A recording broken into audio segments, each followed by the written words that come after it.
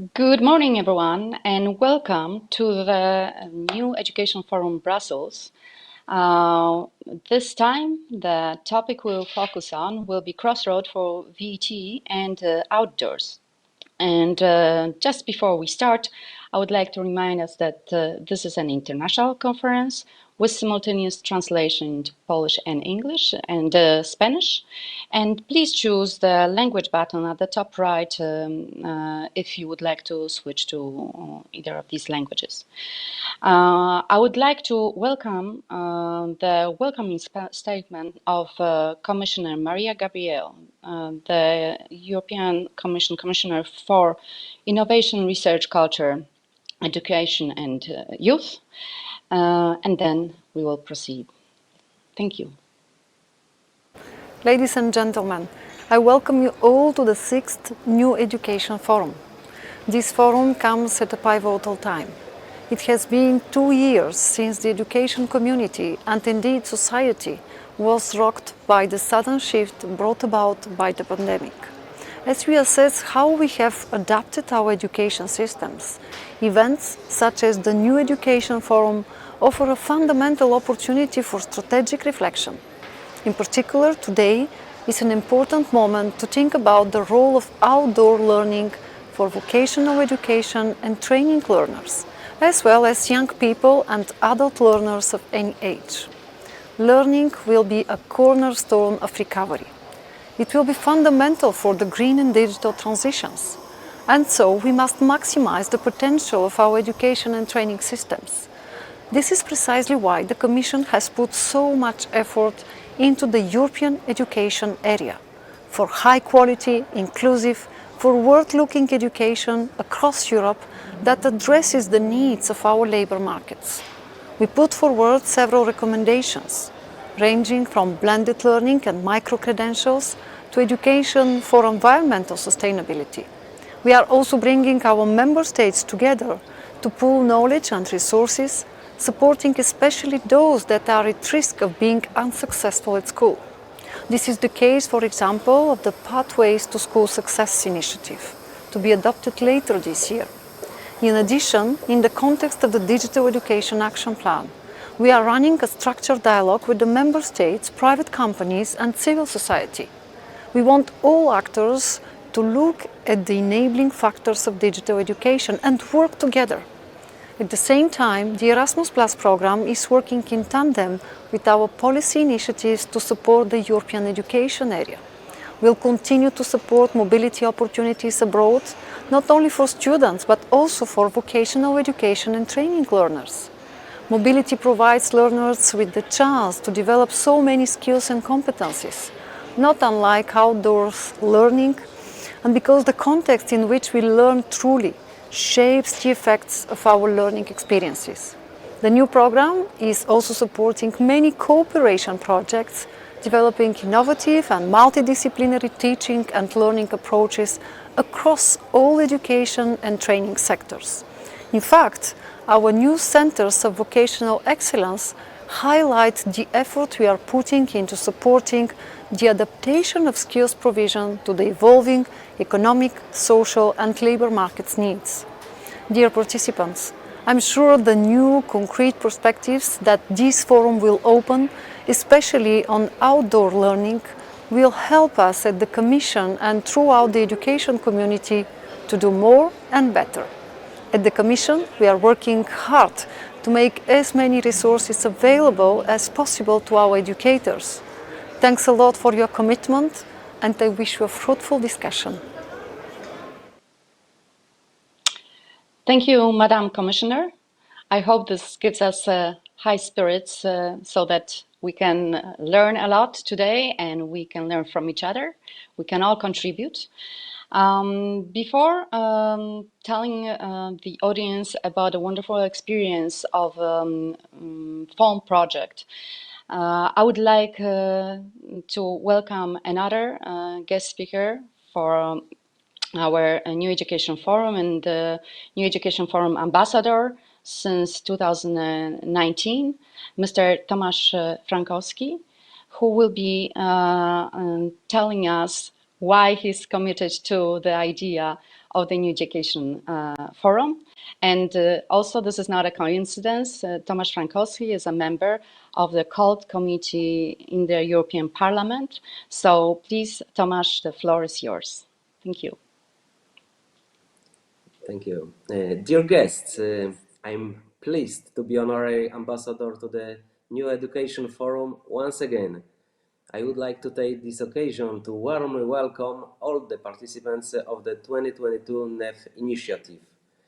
Over the last 6 years, this event has proven that we need a platform to promote innovative learning solutions. The COVID-19 pandemic we have been experiencing has highlighted many challenges that teachers, students, parents, institutions, and leadership at all levels are facing. It is sure that educational changes are more than ever necessary in order to adjust to challenges such as security and migration, environment issues, radicalization, disinformation, demographic challenges, and rapid developments on the labor market. The Brussels Forum concentrates the transversal competencies which can be strengthened through outdoor activities. Having been a professional football player for over 20 years, I can state from my own experience that being outdoors is not only about healthy living and sports, but much more. Natural surroundings tend to help us to concentrate on building effective, nourishing relations with others and have an impact on cognitive skills such as concentration and attention. It will be my pleasure to learn during this forum about the results of the From Outdoors to Labor Market project, which used the wilderness of Poland, Spain, and Ireland to bring 990 European youth back to employment and education. Further, I look forward to hearing representatives of the European institutions addressing the pressing issue of a green transition, which will require new mindsets and again transversal competencies. Rapidly evolving internet technologies, Industry 4.0, biotechnology, and artificial intelligence have a significant impact on the European societies. At the same time, we must take action to protect the natural environment, but also promote the ethical dimension and digitization, equity, social cohesion, active citizenship, innovation, and entrepreneurship. Therefore, embedding outdoor learning in the formal education appears to be a humanitarian idea for the future. Not only will our youth strengthen their soft skills, but their awareness about the fragility of the natural ecosystem will surely increase. Lastly, as mentioned in the OECD Back to School Coronavirus Report, during the pandemic, most schooling in Europe was fundamentally disrupted. The existing deficiencies and the insufficient in transformation of the digital education were fully exposed during the lockdown. Many students have fallen behind and the risk of early school leaving has risen significantly. This learning loss has been particularly painful for disadvantaged children and youth. Moreover, many students experienced and are still experiencing emotional distress such as post-pandemic, post-traumatic stress symptoms or anxiety. For decision makers, this may be yet another opportunity to encourage more inclusive environment where digital and outdoor learning are included in formal education. I strongly support the share of our good practices and innovative learning solutions between institutions, organizations, and regions. This is why I'm looking forward to see the result of this year's forum, and I wish all participants a constructive debate. Thank you very much.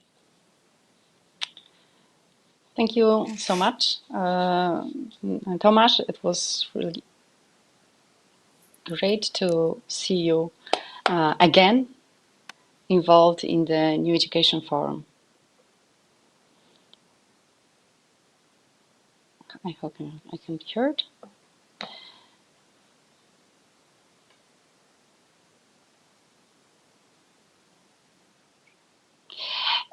And thank you again for mentioning the phone project. The phone project full name is From Outdoors to the Labor Market, and it benefited from grant of 3,400,000 euros financed by Iceland, Liechtenstein, and Norway as a part of EEA and Norway Grants Fund. But it's not only the grant that made this wonderful project possible. It was also the great partnership that developed over 3.5 years. And this partnership included Food Bank in Olsztyn from Poland, Limerick Institute of Technology, right now called TUS, from Ireland, University of Edinburgh and Venture Trust as our expertise partners, Gabriel de Cantabria from Spain, and also FENGSA Grupo company from Spain, all coordinated by our Center for Innovative Education. This is why we are so happy to share the success of this project with our partners, and we would like to them to take the floor and tell us about their experience, and also to show the experience their participants in the project had. In a very brief information, the project reached effectively 990 youth in Ireland, Spain, and Poland, and we'll now hear the testimonials of these youth and also coordinators from Food Bank in Olsztyn, Dorota Warden, and then we'll hear from Patricia Garcia, the partner from FENGSA, and afterwards we would like to welcome Dr. Jola Hildman, the researcher for the University of Edinburgh Murray School of Education. So please be with us. Thank you. Hello everyone, my name is Dorota Warden. On behalf of Food Bank in Olsztyn, I was coordinating phone project here in Poland, especially in the area of Warmia and Mazury. Looking through past 3 years, looking through goals which we have had in the project and which we of course have achieved, I may say that the numbers, that the indicators, that the cash flows are not as important as positive change which took place in the minds and hearts of our participants. Those young people who came to the project, at the beginning they were slightly frightened, unforgiving, looking for their own way of life. But after the outdoor learning, after the coaching, those people changed through the one who are full of joy, the people who are full of faith on the future and full of faith on their own strength, and they are ready to achieve their own goals in an area of personal life, of education, and in an area of business. But those you will see, what they have really achieved, you will see in videos just after me.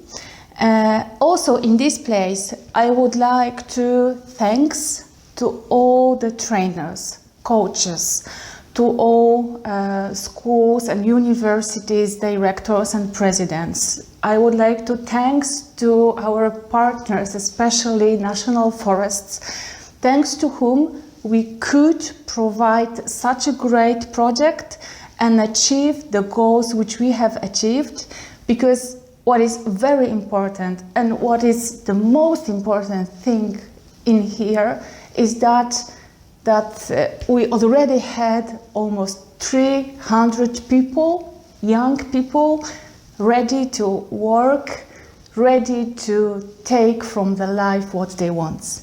Thank you. Hi, I took part in FOAM at the very beginning of my gap year. And since taking a gap year is not really a thing in Poland, there was a lot of pressure on me to do something exciting, something to prove that it was a good decision after all. And quite frankly, I was terrified. I felt this immobilizing fear of failing to live up to those expectations. But then during FOAM, I started realizing that I shouldn't be focusing on the ways that I might fail, but rather the new opportunities that I now have.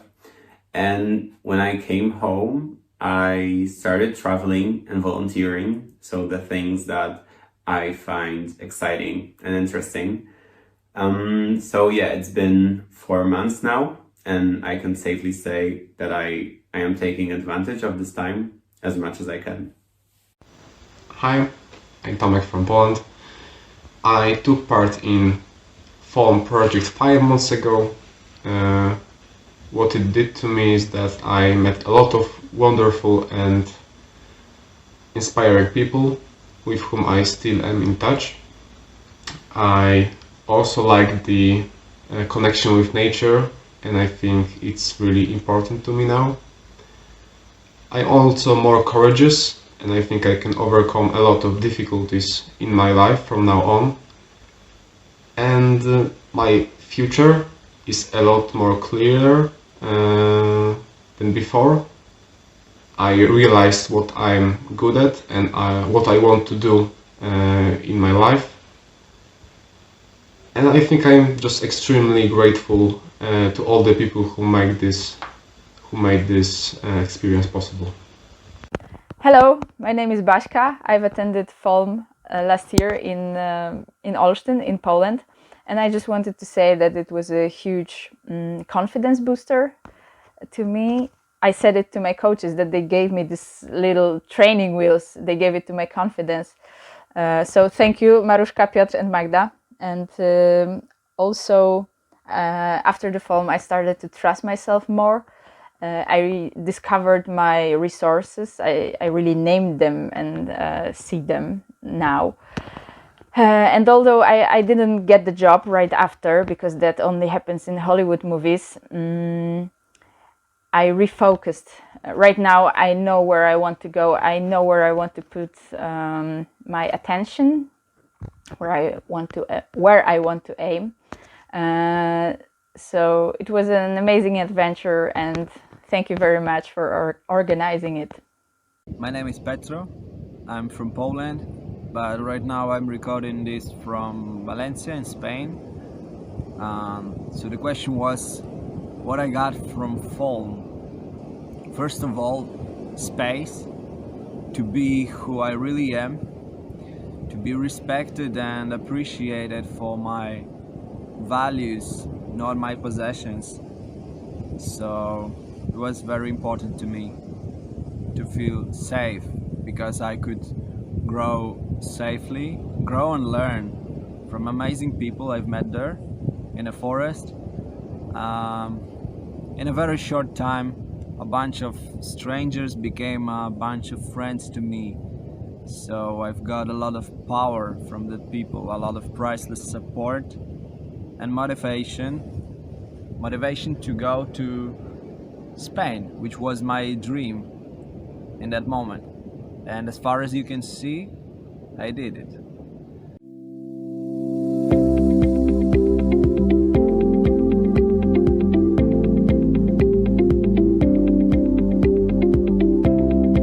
FOAM has meant for Cantabria, an autonomous community located in the north of Spain, an improvement in the training and employability rate of these young people. The youth unemployment rate in Spain is over 29%, making it a national problem that needs to be solved. Thanks to the FOAM project, an innovative outdoor learning methodology, more than 470 participants in the region that have been activated, of which nearly 34% have successfully entered the labor market.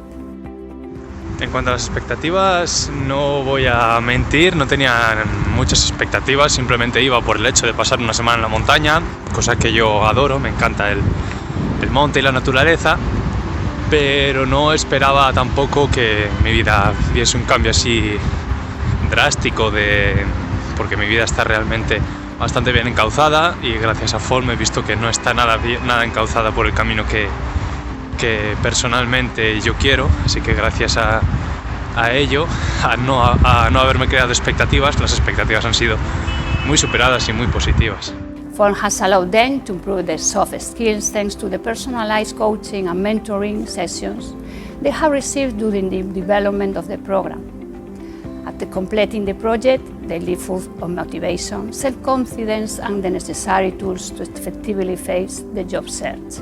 Bueno, principalmente yo me sumé a esta aventura porque me pareció súper interesante pasar 7 días en la montaña con personas que no conocía de nada y además porque te ofrecen la oportunidad de abrirte al mercado laboral y te dan las herramientas como mejorar tu currículum, cómo prepararte mejor como persona para así sentirte un poco más segura al momento de asistir a una entrevista o ese tipo de cosas. From a business point of view, and as an institutional president of FEMSA, an educational institution, initiatives such as FOLM seems to me to be very necessary and especially valuable for young people. It passes them out of their comfort zone and provides them an opportunity to learn how to define their goals and next steps at work, which in many cases also have an impact on their personal environment. FOLM projects provides an added value that includes the opportunity to experience the adventure, gain new experiences, meet new people, increase self-confidence and be an active part of society. Thanks to the FOLM platform, the support for young participants before and after outdoor learning activities, by an experienced team of trainees, coaches and mentors, the ability to set the purpose of individual lives and make decisions as to the educational and career pathway, the possibility of using the experience and knowledge of the FOLM partners employees in the activation process. Y le quería preguntar a Gemma si en las empresas percibís que los participantes de FOLM tienen una actitud diferente a otros candidatos que se os puedan presentar a vuestras selecciones de empleo. Bueno, nosotros en este caso sí que hemos detectado que el perfil que hemos entrevistado, a pesar de que son gente bastante joven, que está acaba de finalizar la carrera o está finalizando la carrera, es cierto que en la entrevista ha traído una actitud sorprendentemente seria y profesional. Es decir, han venido con un currículum adaptado a nuestra empresa, puesto que ellos ya previamente han hecho una investigación sobre quiénes somos, qué hacemos y en nuestro caso uno de los candidatos sí que nos sorprendió porque pese a que su formación incluso no encajaba muy bien con lo que hacemos nosotros, nos ha traído hasta opciones donde él entendía que podía encajar dentro de nuestra empresa. Entonces, bueno, la verdad que en ese sentido pues hacen un trabajo mucho más profesional que mucha gente que viene a veces a las entrevistas y no sabe muy bien a lo que viene, ¿no?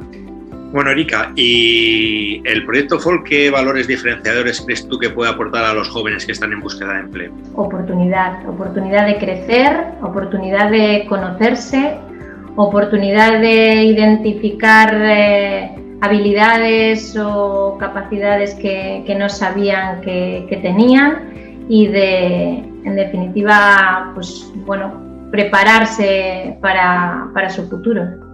In total, 990 young people from the 3 regions where the project is implemented have joined FOLM, which almost 50% of them live in Cantabria. The success of the participation and the excellent results achieved would not have been possible without the commitment, effort and joint work carried out by the Government of Cantabria and FEMSA throughout these more than 4 years of cooperation. It's an honor to be part of this project that helps to change the lives of many young people. We are very satisfied with the results achieved and we wish to continue working in this line and demonstrating the value of the outdoor learning methodology.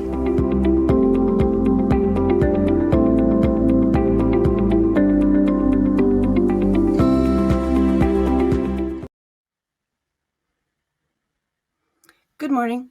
And welcome. My name is Jula Hildman. I'm speaking from the University of Edinburgh, from Outer Environmental Education Unit, where I'm a Senior Research Fellow. And I'm also the lead researcher in FOLM.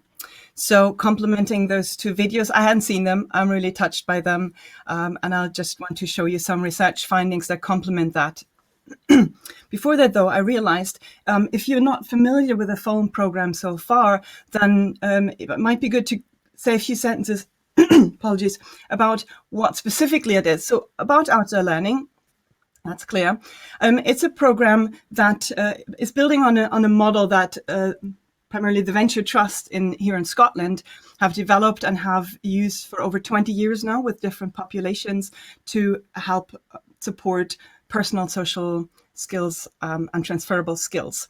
And there's different facilitation elements of that model and phases where there's a preparation where people come in, there's goal setting, there's relationship building. Then they have a couple of days in the outdoors. In the phone program, that's 5 to 7 days. And after that, there's a longer period with coaching and mentoring where they're supported towards, in the phone program, employment.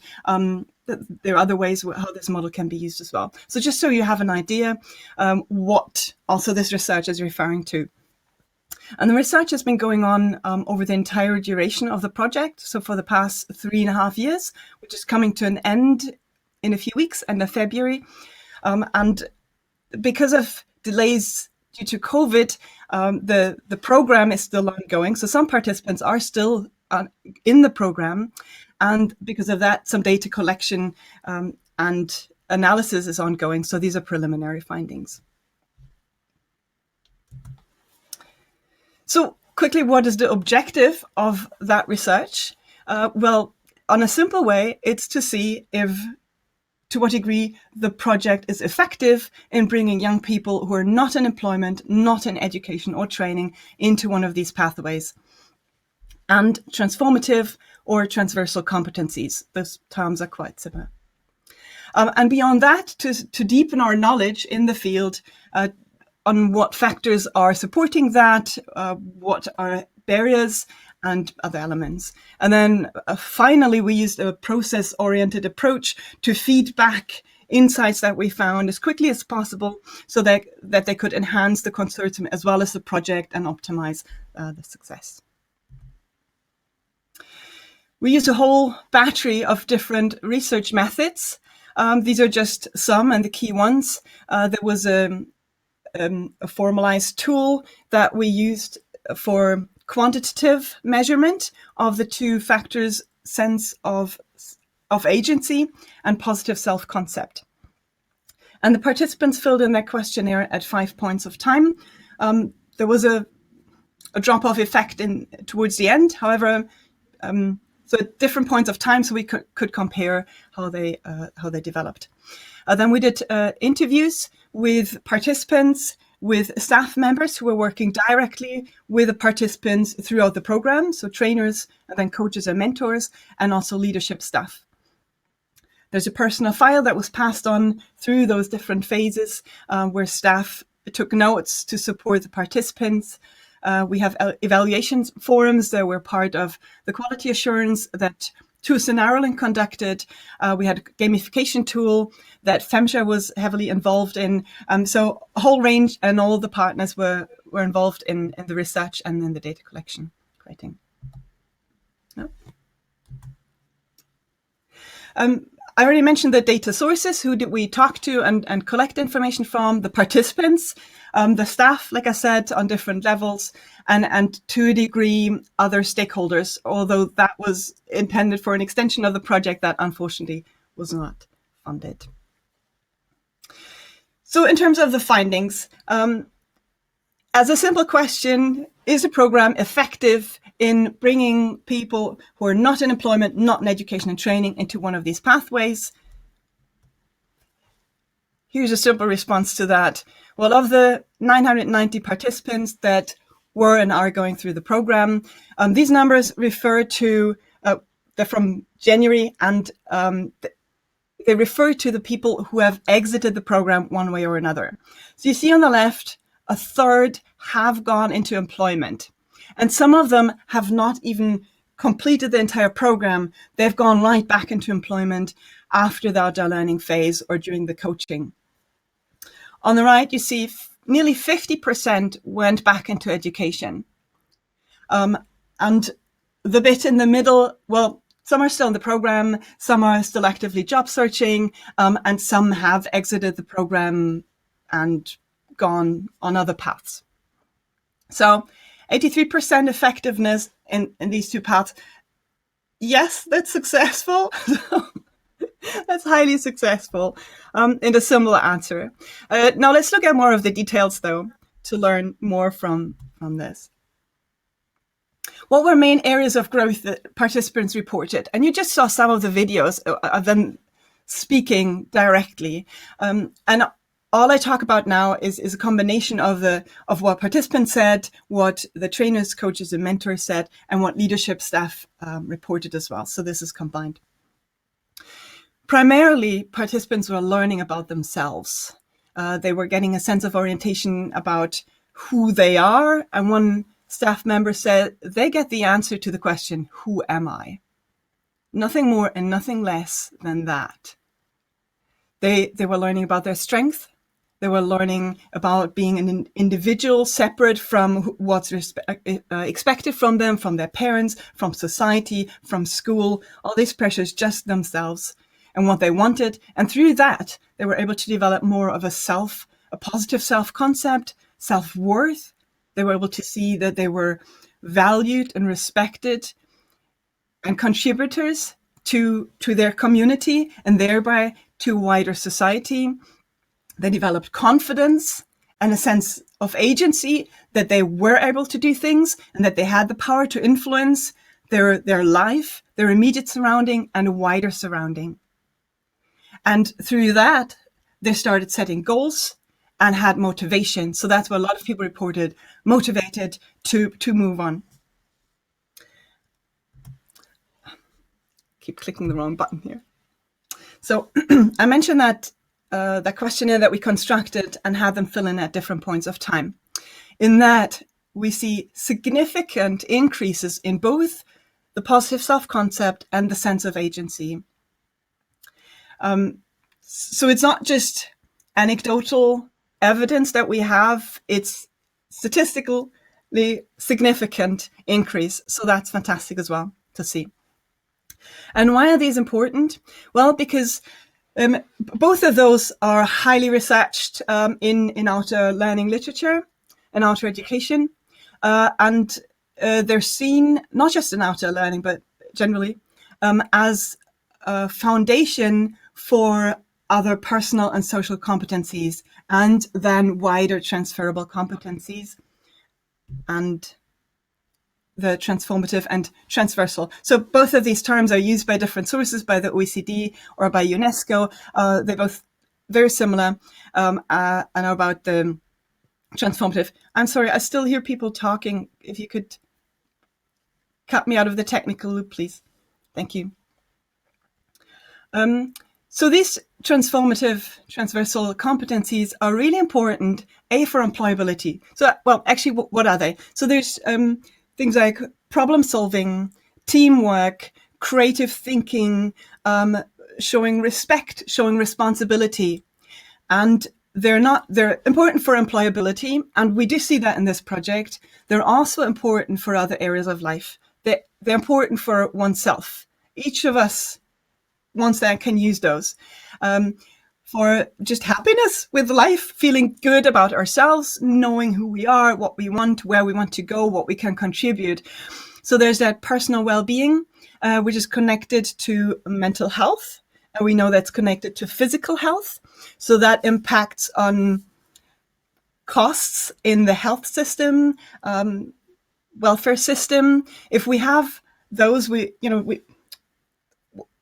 that prevents costs in health and social systems. And they're also really important towards being active citizens and towards being global citizens and taking responsibility for the earth and for the environment.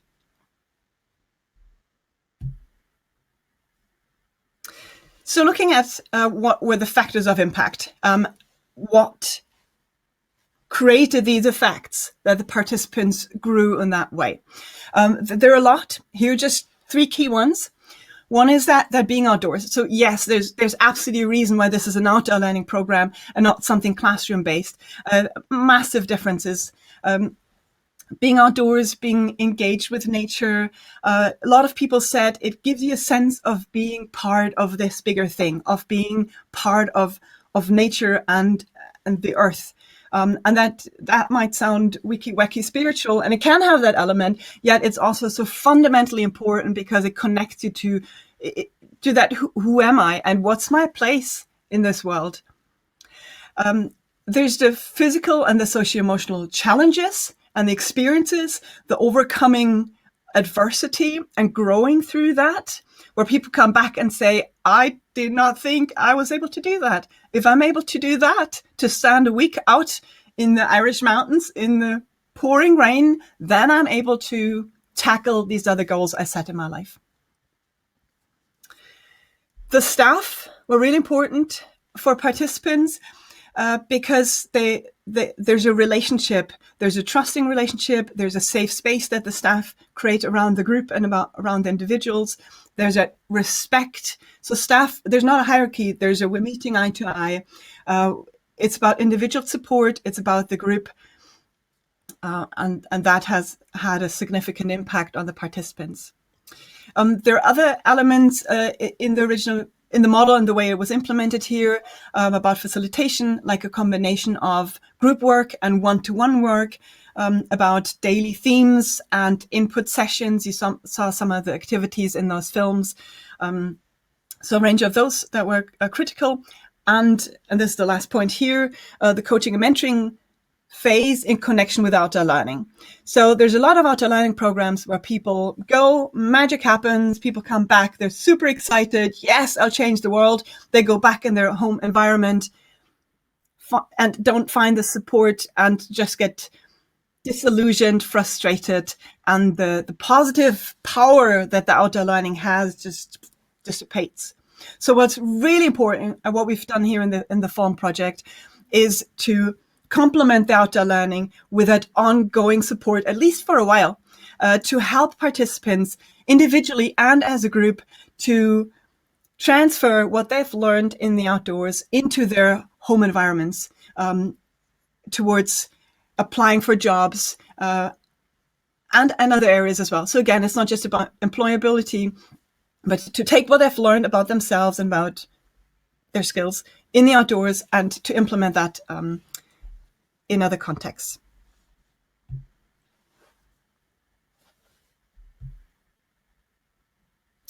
So to not just make this look like, everything was fantastic, there were some significant barriers and factors that hindered success. So I'd like to mention those as well. Recruitment was a massive challenge for all partners. The access to participants, the participant group is by definition one that's hard to access because they're disengaged, they're frustrated, they find it hard to motivate themselves, partially even on a day-to-day level, conducting simple things. So to get them activated into a program like this is a big challenge. To communicate correctly what this is about.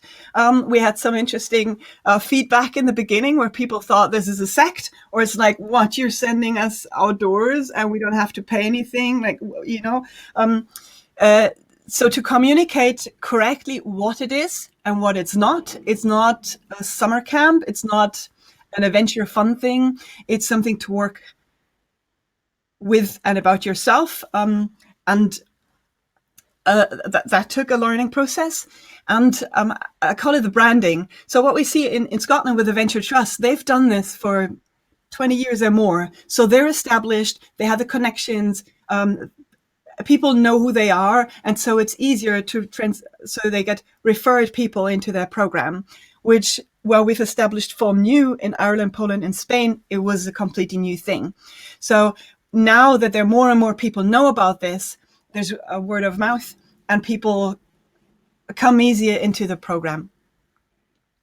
Another challenge was setting up the program in the beginning, with recruiting staff, doing the logistics, doing the standard operational procedures. Again, venture trusts have been fantastic in sharing very generously all their insights, their material. So all of that is available for others as well to use if you want to pick this up in your region. Yeah, to set that up has been a massive challenge. That needs to be acknowledged. In the mid and long term, once it's set up, it's running, and it's, as you see, it's fantastic. And finally, the COVID-19 pandemic has been, a significant barrier as well, because the programs couldn't be delivered because of restrictions. So there were delays of several months and still ongoing. So that's why some people are still in the program. And some changes had to be made in terms of the format of the delivery. So some parts were moved online. And actually, that wasn't just a barrier, because we learned some interesting things about that as well. The Irish cohort with TUS used a place-based daily model or version, and that's been really interesting to look at the differences there. So not just challenges, but a lot of things we learned from that as well. I already touched on regional adaptations, where that original model was used and adapted.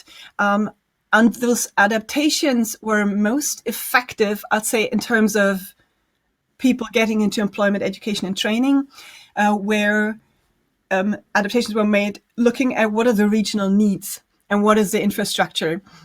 So, for example, the job matching platform that's used during the coaching and mentoring, where participants can upload a CV and employers can post jobs, and they can meet, can interview, and can be matched in that protected space. That was, it was created basically in response to a need in the Spanish infrastructure. And there it filled that gap. It works perfect. It's fantastic. In Ireland, for example, there is already kind of an infrastructure like that. So creating this new was jarring, and it was actually more hindering the process.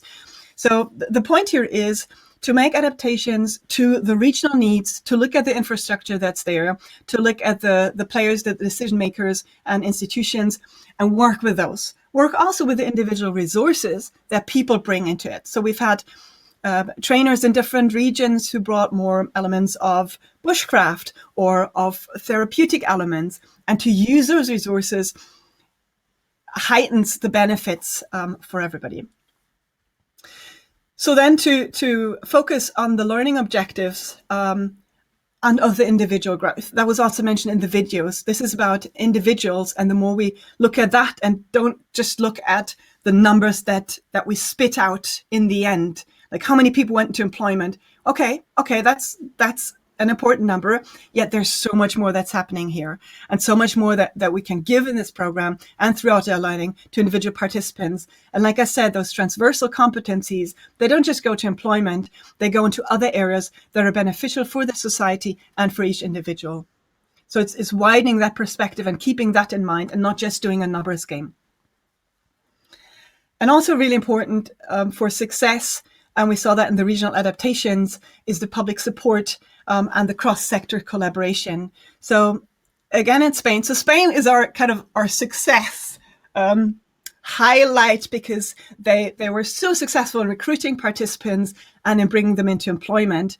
And one of the key reasons that all the partners see for that is that the regional government of Cantabria was part of this project, working with hand in hand with FEMSA. So having the public pathways support the project on the way in the recruitment, and also in the ongoing way out, makes it so much more successful than if somebody is just trying to implement that and is just advertising and running and knocking on doors. So do keep that in mind for all of you who are in positions of making those decisions and taking this on board. As conclusions or insights gained from this, the FOAM program, as well as the underlying model, are highly successful. So no matter how you look at it, yes, it's highly successful. And that's fantastic. We see that regional adaptations are possible within this program and model. And not only that, they're necessary if we want to reap the ideal benefits of this. And as I just mentioned, the collaboration with the existing infrastructure and with the public sector is really important to booster the effects. You can have something fantastic, but if nobody knows about it and nobody's feeding in and nobody takes out, then it's a standalone thing that will live and die as a little project. And in terms of sustainability and how can this project live on? Well, the expertise and the practical experience are available. It's there, like I said, the material is there. There's guidelines for policy, for practice. All of that is here from 3.5 years of experience, and again, many years more by Venture Trust. So it can be picked up and it's supposed to be shared. What it needs for this to become more established or to go on longer term is funding, because doing that on top of everything else is just another huge challenge. So support with that and the integration with existing services. And so as a final question, is this good value for money? Yes, I dare say it is. It absolutely is, yes. As a researcher, not just someone who's absolutely enthusiastic about this and part of the project. Why is it good value for money? Well, it obviously is increasing youth employment, and actually not just youth, because in the FOAM project, it's up to age 29. Yet again, Venture Trust are working with older participants as well. And even within FOAM, the leadership staff fed back that that they saw a difference in age, in the age range of between 18 and 29, and that actually people at the older spectrum can get a lot out of that, and so it could be extended. It's not just about youth employment. It's good value for money because the things that grow for participants, the things they learn about themselves and about their competencies and where they can take them. Again, it's not just for employability. It can also help to reduce longer term costs in terms of social services, in terms of health system, because it's so much connected with mental well-being and then mental health and physical health as well. And finally, it's an investment towards several of the United Nations Sustainable Development Goals. Commissioner Frankowski was mentioning that. Thank you for that. Yes, this outdoor learning nurtures nature connectedness, which is also a highly researched area, and it's linked to promoting environmental stewardship and promoting climate action. So can be used for all of these. And if you have any further questions, then I'm happy to respond to that. So thank you. Here are the link of the website. The funding, again, EAA and Norway Grants funded this very generously, and we deeply appreciate their support. And here's the full consortium who all contributed to the research and who had a massive part in making this possible. And finally, the sources. And here we go. So thank you very much. And there are a few minutes, so I suppose if there are questions, I'm very happy to answer those. I don't see the chat, so somebody would need to read that out for me, please.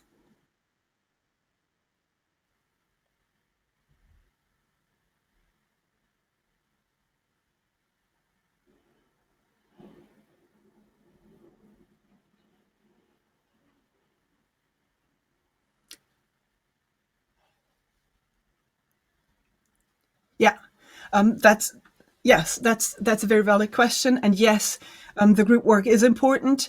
In general, we know that like a lot of therapeutic work uses group settings, and we see the same here because it has different effects. One is, as a participant, you can see that it's not just you struggling with certain issues. When you come in, you think like, oh my gosh, I'm the only one. No, you see other people might have the same questions or the same issues they struggle with.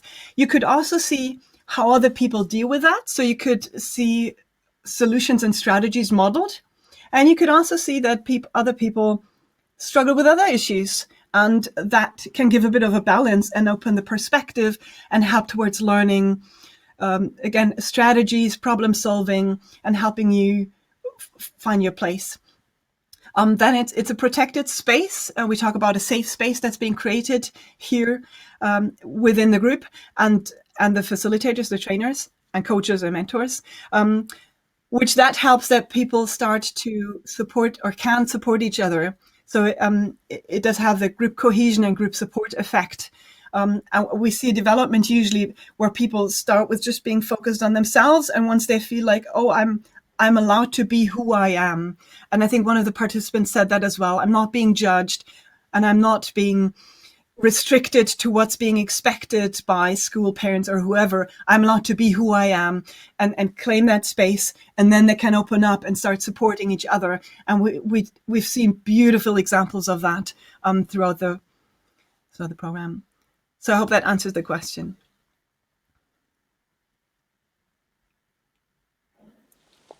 Are there other questions? Thank you very much, Dr. Jule Holdman, senior researcher at the University of Edinburgh, Murray School of Education. Thank you so much for being with us and contributing your great work throughout the last 3.5 years, actually even more. Thank you. Okay, so I would like to move right now to our panel discussion, which is titled Diagnosis, Transversal Competencies of Youth and Labor Market Needs. And it is not a surprise that we are again reaching to the opinions of employers at the New Education Forum. The idea behind New Education Forum, when it was founded in 2015, was that we not talk only about how innovative education should be, but also how these innovations could respond to the needs, expectations of the European employers. Of course, these expectations change because our civilization changes so much. We have heard this in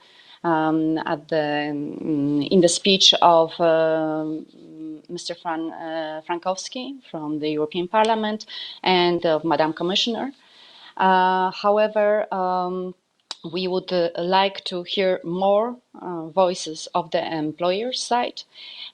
We heard the first ones from the Cantabria Chamber of Commerce that gave its opinions on the effectiveness of FOLM. And as we can see, they are huge supporters of projects like FOLM. Mostly because they give opportunity for the youth to recognize skills and individual strengths. They strengthen individual motivation and give participants confidence. So we would like to go in depth into this topic and ask our panelists to refer to it on different grounds. And I would like to welcome to our discussion Mr. Robert Plummer, hello, Senior Advisor at Business Europe, one of the biggest employers organizations in Europe. Madam Dr. Monika Hacker from BIBB, so our German input. And we have with us Mr. Tim Schreiber, yes, who is from the European Commission, DG Employment, Social Affairs and Inclusion. I would like to start with Mr. Robert Plummer, because we have been cooperating for a long time within the New Education Forum, and you have been keeping us up to date with the policy recommendations your institution is providing. However, we already heard today And surely your documentation also shows that you are currently working on several positions regarding also drastic changes on the labor market, which result not only from digitalizations and technology 4.0, but also pandemic. And we would like to hear more on your work, and also your reference to what you have heard about the effectiveness of projects like FOAM. Please, Robert, the floor is yours. Many thanks, Joanna, and good morning to everybody.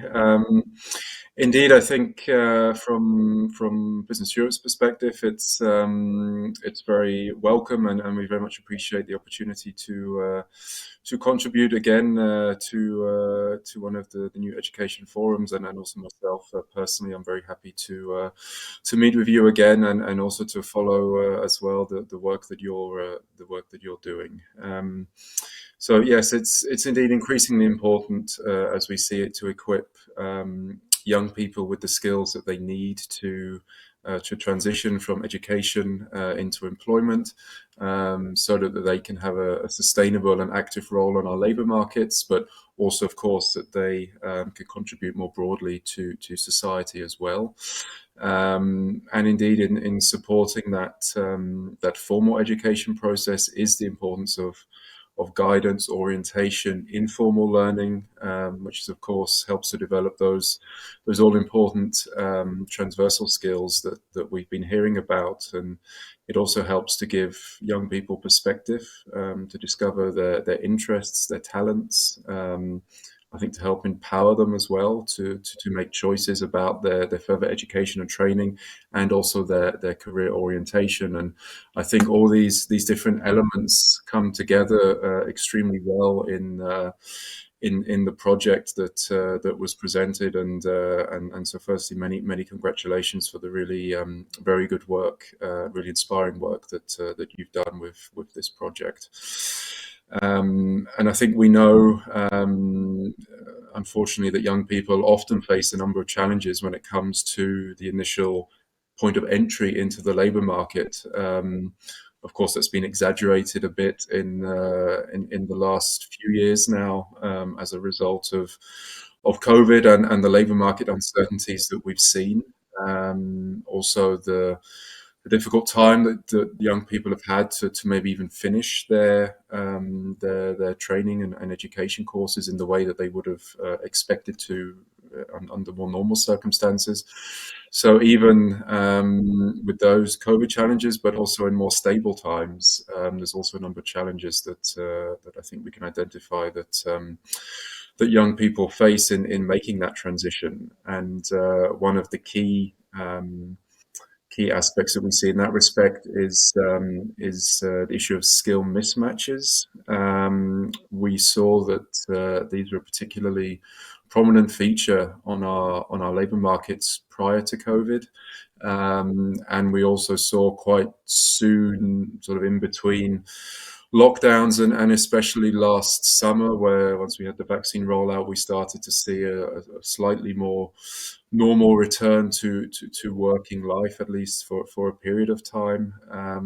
We started to see again then very quickly the re-emergence of skills mismatches that were leading to labour shortages, and I think that was evident in a number of countries, and certainly if we look at the sort of broader European picture, it was particularly prominent perhaps in certain sectors. Transport, hospitality are ones that we can probably all somehow relate to in one way or another, but we notice this problem of mismatch across all economic sectors, in fact.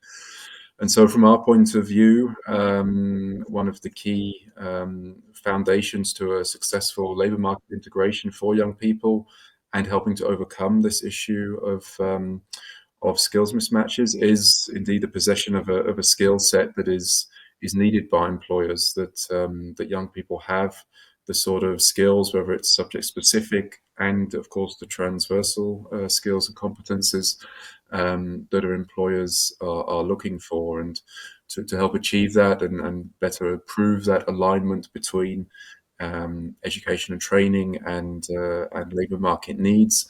It's important to develop the cooperation and partnerships between education and training providers and employers, so that the needs that companies have can be fed back into curricula. And there's an important role in that respect for gathering and interpreting and using skills intelligence. Role for employers, as I said, also for social partners more broadly, because employers are constantly updating their job profiles at the moment, and the needs that they have are evolving at a pace that we haven't probably seen previously, and that's due in large part to the digital and the green transitions, which were also touched upon already, but also, of course, all the uncertainties and the so-called new normal that we hear a lot about in relation to COVID. I think to a large extent, employers, companies are still really finding their feet and need to see. Hopefully, we're getting towards the tail end of the pandemic phase, at least of COVID, and hopefully we start to see a bit more stability come through in the labour markets in due course. But nevertheless, there is that constant evolution of skills needs, especially in an up and reskilling perspective, which I will also come on to shortly in a moment. So I think maybe just to touch again upon the role of initial education and training. And from Business Europe's perspective, we really see a strong added value in the role of apprenticeships as a means of training provision, because you have a bit more there, that sort of natural alignment with employers who are often responsible for delivering part of the training. Part of the training is typically in the workplace. How much depends on the system and the country, and from company to company even. But the real value that we see in particular of apprenticeship as a form of training is the provision not only of the subject-specific skills for the particular occupation that the apprenticeship is linked to, but also the attainment of transversal skills such as teamworking, critical or systemic thinking, but also developing an entrepreneurial mindset, for example, as well. So those are some really key aspects and advantages as we see it of apprenticeships. And also the role of universities in equipping young people with the skills that they need for the labour market is equally important. And from that point of view, it's also very encouraging to see that a number of degree courses do now integrate as well vocational elements into their courses. So it's not that you just do a continuous period of time in the classroom or the lecture theatre at university, but increasingly that you spend a period of time as a student in the workplace learning as well. And for us, whether that's part of a degree course or an apprenticeship, that sort of real practical experience is extremely important in helping the growth and development of young people. And of course, it not only improves their employability, but helps that transition into employment at the end of the course, and develops their broader life skills and competences at the same time. So I think one last point indeed is on upskilling and reskilling, and this is really a key, as well as the skills mismatches, and clearly interlinked with the issue of upskilling and reskilling. We think this is extremely important because, as I mentioned, with the digital and green transitions, also demographic change, I think probably never before we've also seen such a need to up and reskill workers, and it's important to also develop among young people this mindset of sort of continuous improvement, of lifelong learning, because it really becomes ever more important. And as I said, from the employer's point of view, it's really crucial to have this mindset of continuous training, and indeed 90% of work-related training in the EU is funded by employers. So I think this this also shows that employers put their money where their mouth is, and so it's a really important aspect. And I think, as we heard from Commissioner Gabriel at the very beginning, one of the ways in which training can be offered in this perspective as well is micro credentials. A new proposal was made for that just last December, which can be delivered through higher education or through VET. And we think that they really offer a flexible, demand-driven approach to labour market relevant training that can really play an important role in addressing the upskilling and reskilling needs of companies, but also, of course, of workers. And just to come back to where I started and to conclude, the role of guidance and sort of career orientation is really important to help workers, whether they're at the early stage of their career and it's young people transitioning initially into to work, or if it's older workers that need to up and reskill. This is a really crucial aspect as well. So I think I would leave it there for now, Joanna. Thank you very much again for the opportunity to give some reflections on the project, which is, as I said, is an extremely valuable one, and also to give a bit of insight from Business Europe's perspective on some of the policy challenges and responses that we see. Thank you. Thank you so much. I think that we all heard a lot about the importance of apprenticeships, and I think you would agree with me that it's not just about the hard skills that are developed, strengthening during this practice in the companies. It is much broader issue.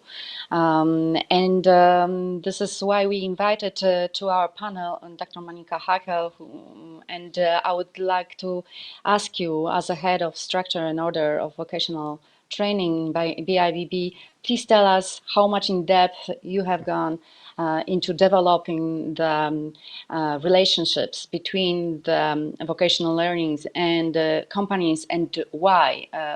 What are the actual reasons behind such an in-depth collaboration, and so many factors you have taken into account so that it is a really growing period for the youth? Madam Monika. Yes, thank you. I brought a presentation with me, and it would be nice if you could show it. Yes, thank you very much.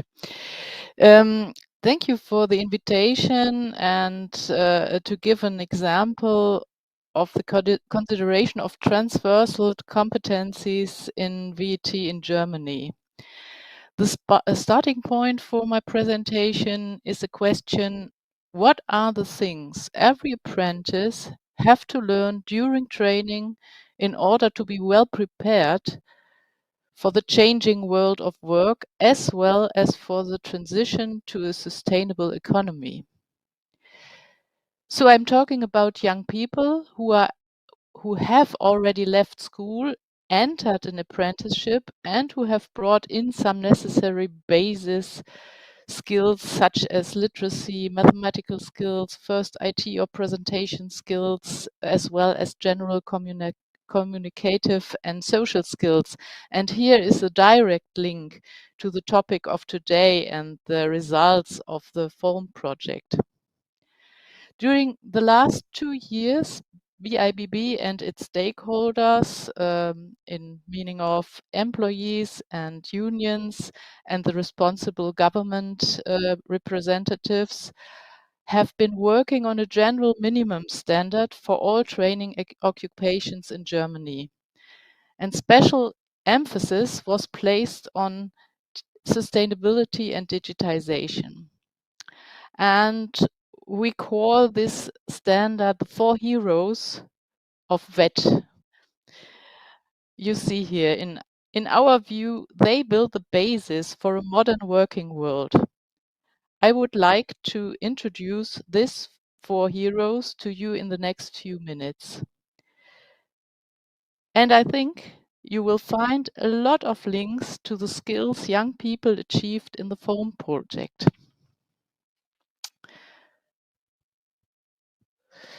First hero is orientation. Orientation about the world of work, the company and its surroundings, labor and tariff law, accounting and taxes, and knowing the opportunities to expand a career. All this is intended to enable the trainee to take responsibility for his own training and further education. And this is a good and necessary starting point for lifelong learning, I think. Second hero is safety and health at the workplace.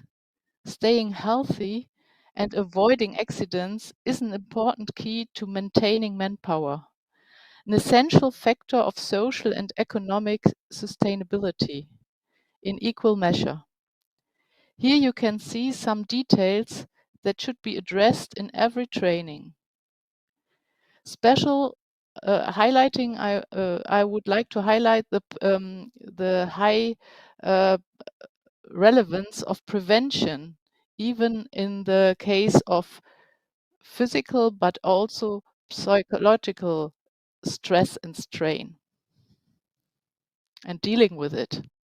I think that is a thing that in the foam project is a thing that gives some strength to young people to deal with their own potential, and that is a very important thing to stay healthy in the work life. Environment and sustainability in a narrower sense is brought into play by the third hero. Awareness of environmental pollution emanating from work and its impact on nature, man, and the economy. Optimizing resources, its impact on global society. The human aspect behind the creation of product value from raw material to complete products. Here it is about learning decision making and reflecting on the objectives of the various sustainability goals and dealing with the dilemmata. Finally, number 4 deals with the minimum requirements of the digitized working world. As you can see here, this is a rather basic standard that addresses, for example, data protection or information gathering on the internet, but also communication skills on the internet and in the real world,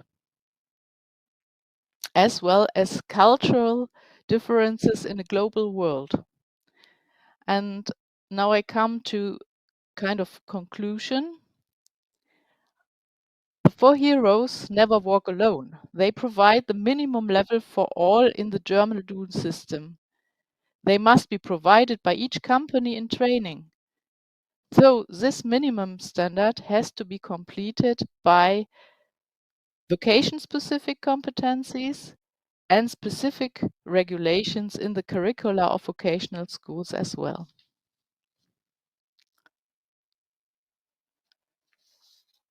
In the sense of transversal competencies, the 4 heroes put the main focus on responsibility, creativity, and reflection. Instead of a conclusion, I show you some examples from the standard on this slide. We are sure that these transversal competencies enable people to work in a serious way at the workplace, and graduates of the dual training will thus be able to take up and cope with the transition and change of the future world of work promptly and competently. Thank you. Thank you so much. Yes, we see we already have some questions on chat regarding to this presentation. So we will be coming back to the issues you have mentioned, Monica, such as the self-awareness and in terms of healthiness and how we can strengthen such transversal competencies through formal and informal education. But now we'd like to give floor to Tim Schreiber, Mr. Tim Schreiber from European Commission, DG Employment, Social Affairs and Inclusion. We always strive for the New Education Forum to have the European dimension, also in terms of the work that is constantly developed at the European Commission level, and also to promote it so that in the region we don't start from the beginning, because we can actually relate to the documents, to policies, and to the initiatives that the European Commission is supporting, knowing the fact that European Commission has a limited influence on formal education. However, there are very important initiatives going on. They are still developed. They were already mentioned, such as adaptation to the Green Deal. Please, Tim, share with us. Thank you very much. I'm very happy to be part of this panel today and to present a few thoughts that we have on transversal skills in the context of the green transition. I prepared a few slides and I would be happy if you could show them now. Voila, here we are. So because of the huge dimension of the topic transversal skills in the labor market, I decided to focus on the green transition, which is also my main field of work in DG Employment.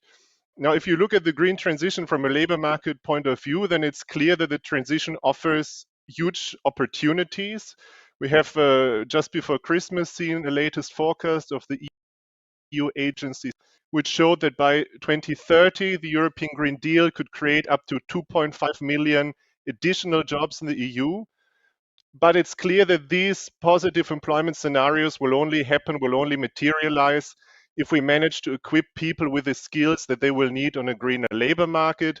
And here, of course, we talk both about young people in initial education and training, but also, as we heard before, upskilling and reskilling of the workforce that is today in work will be extremely important for that.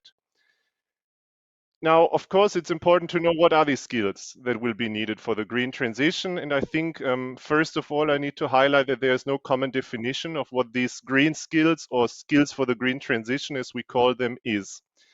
In our understanding, however, there are three groups of skills that will be important. We have, of course, technical skills, so very occupation-specific skills that will be needed for the transition. For example, the photovoltaic expert will need very different occupation-specific skills than a sustainable agriculture advisor. But we also see that transversal skills, and here's the link also to this panel, transversal skills are also very important in the sense of skills that are non-occupation specific, that are non-technical, but are that still needed across different sectors to perform in a greening labor market. And here we talk about some of the soft skills you mentioned before, for example, working in teams, critical thinking, creativity, but also skills like STEM skills or digital skills. And then, of course, there's a third dimension, namely citizenship skills, so skills that all of us will need to live in a more sustainable, greener society. And all these three groups of skills together will make it possible to make the green transition happen. Also, the definition that the EU agency Cedefop provided a few years ago on green skills reflects exactly that we need both knowledge abilities on the one hand, but also green values and attitudes to live in a greener society.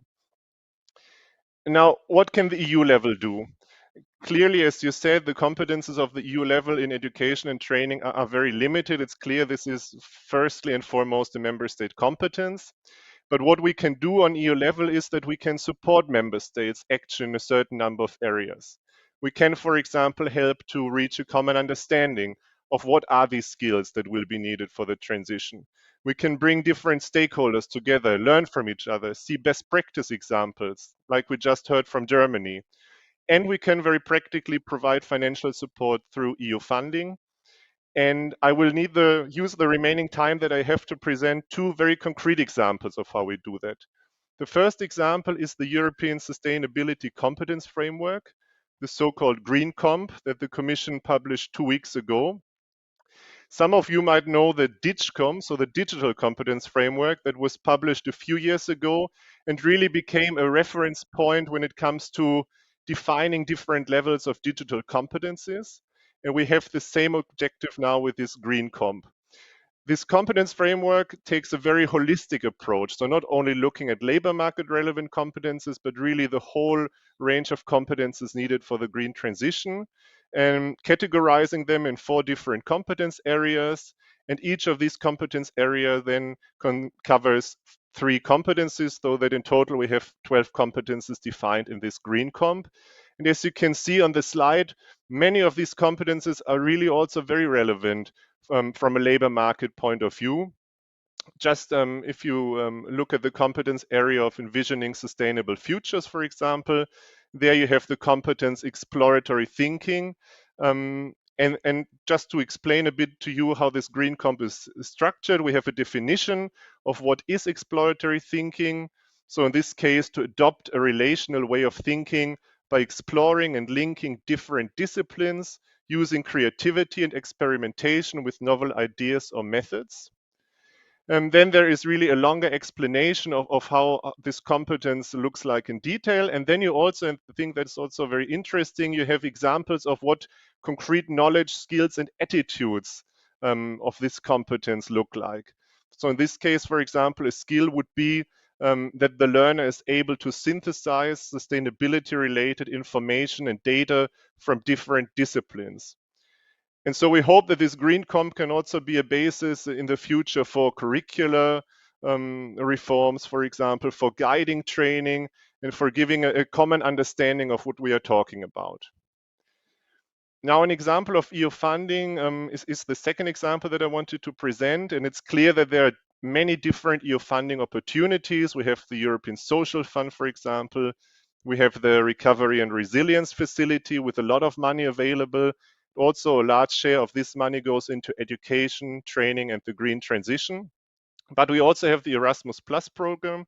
And here I show to you one current call of proposals under Erasmus Plus, which is focusing on green skills in the vet sector. Now, why are we focusing particularly on the vet sector? Because we see in all the different analyses that are available right now that really this medium skilled occupations will be key if we want to make the green transition happen in sectors such as the construction sector, the renewable energy sector. There we will need technicians that are well qualified to actually implement all these proposals that we have made and that are really needed in order to reach our ambitious climate goals EU-wide. Now, with this call, we want to, in the first step, to identify what we call a set of core green skills for the labor market. You could also say a set of transversal skills for the labor market. So here again, really, it's this idea that there are skills that are cross sector, but important still in order to succeed in a greener labor market. And then in a second step, and I think that's also very important, this set of core green skills then should be integrated into vet curricula as well as in the professional development of teachers.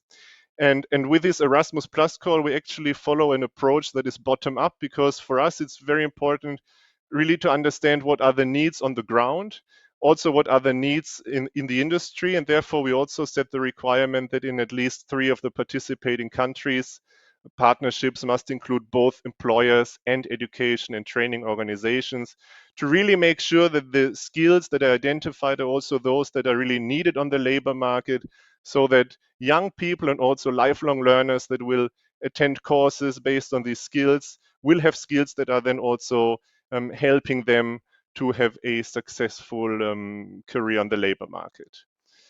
I think I will leave it with these 2 very concrete examples. Of course, in the following discussions, I'm very happy to provide more examples also from other areas that we are working on to go a bit more into vet. We heard about the proposal that we published before Christmas about a European approach for micro-credentials, which I think is also extremely important with regard especially to up and reskilling. And also there again, the objective is to create a common understanding EU-wide what these micro-credentials could look like.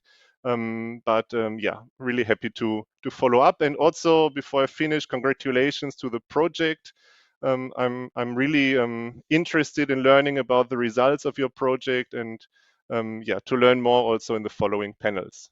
Thank you very much. Thank you so much. Thank you so much, Tim, for joining us and for contributing. We still have 70 minutes, so I would propose that I will combine my questions with the questions that our audience is placing on the chat, so that we also have the contributions from the listeners. Okay, so I would like to start with Robert Plummer, Business Europe. Robert, we had a question about our opinion if outdoor learning can enhance upskilling and reskilling of older generations. This was actually the last issue that you have mentioned. We can refer to the phone project that what was so important about the self-motivation of our participants was that they didn't actually learn that they want to undertake particular profession. What they learned was that they have this particular talent, or that they have these skills and they are really fine with them and they want to develop them even more. So at the end of the 6 month journey, either in Ireland, Poland, or Spain, we have seen people who are strongly motivated to continue to upskill, and not necessarily to just find one job with which they will stay until the end of their professional career, just like their parents had. So it is not only a challenge for employers, it's a challenge for the whole society, that we have to change this approach and show the youth that the reskilling and upskilling is an absolute must. And you were talking about the mindset. Could you explore this issue, also referring to the statistics you have told us? It's 90% of the courses financed by the European employers? Please go ahead.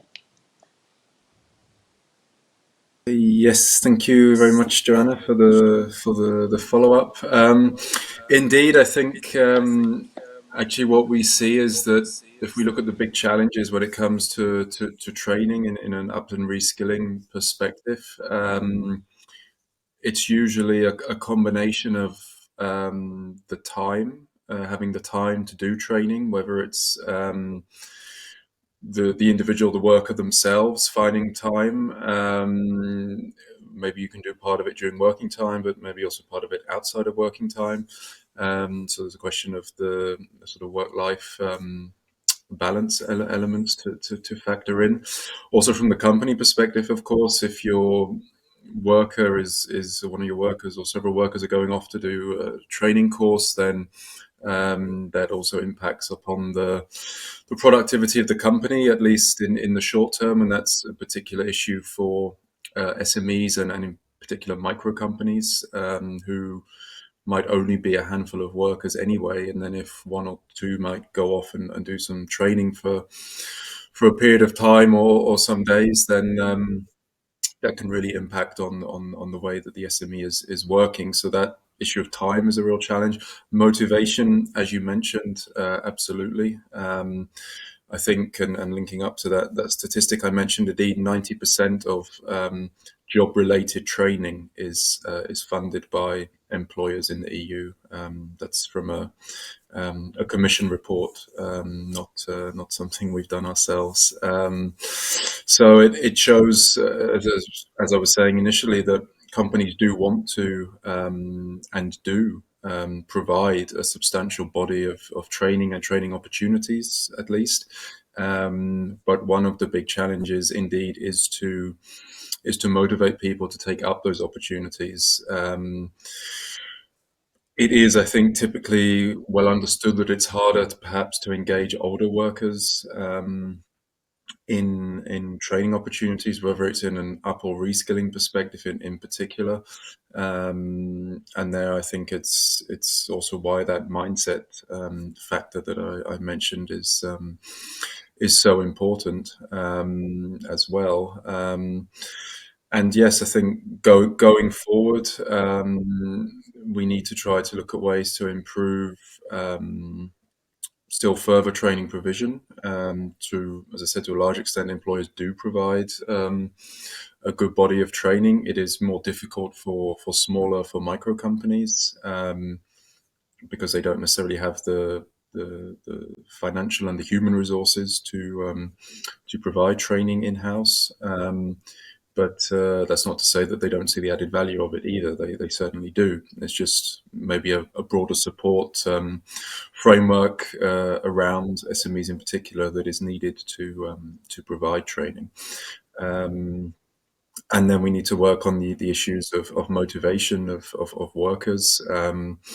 And I think what we find generally works well is where you have the more sort of social partner driven or social partner led approaches to training. There's a role clearly there for collective agreements, for collective bargaining in terms of determining access to training, but also the content maybe of training. I think one example that we see works very well in a vast number of countries in Europe is training funds, often at the sectoral level, but also sometimes the cross-industry level, and typically with quite a strong role, if not led by the social partners themselves and having a strong role in the governance. But through these funds, it's possible for the companies, for the employers and the trade unions and the workers individually to determine the sort of training that they do. And we find this works well from both sides because it not only therefore is training that addresses the skills needs that companies have, but also the needs that workers have in relation to the jobs that they do or the sectors that they work in. And that is why we tend to see, I think, when you have a sort of training fund model and approach, that the buy-in from the companies and the workers tends to be quite high, and therefore it's a rather successful model in a number of countries. Many thanks. Thank you. Thank you so much. Actually, our Center for Innovative Education has already seen this, that the level of upskilling and reskilling in Poland is really low. It's below 10%. So what we have done is we have used the outdoor learning also in the work with employers and employees in Poland in another project. So we have transferred the good practice of FOAM in terms of employees, and it turned out that it boosted their motivation and they were much more open for changes, which was very much welcomed by the employers, since we have so many changes in just, let's say, production technologies. It's absolutely a must. Again, we have seen, thank you so much, Robert. We have received another question on the chat. How do we raise awareness of environmental pollution and our peak impact on nature through the outdoor learning? So I guess this question derives from Dr. Minkahagel's presentation, asking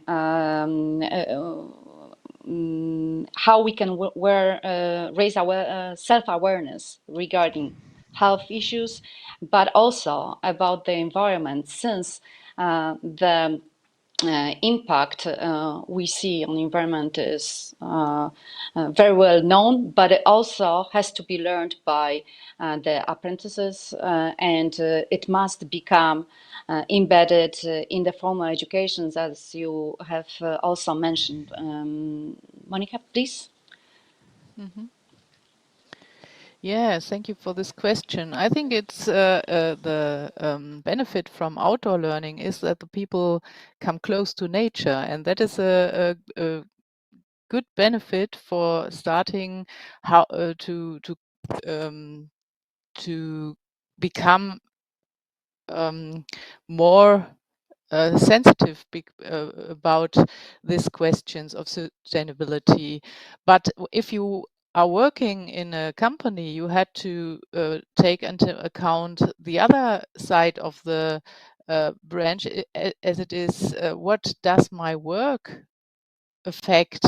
How does my work affect sustainability questions? What is in which text do I work here, and in which way could I make a difference with my work, my everyday's work?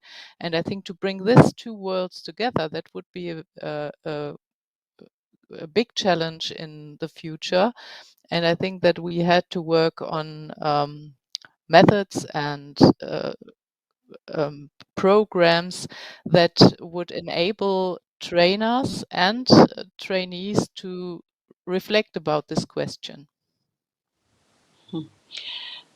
Yes, thank you so much. And I think we all see that this is a very important change, not only in the companies, but also at the school level, so that new generations are much more aware, and therefore they also contribute to a greener approach, which actually was already mentioned at last by Tim Schreiber.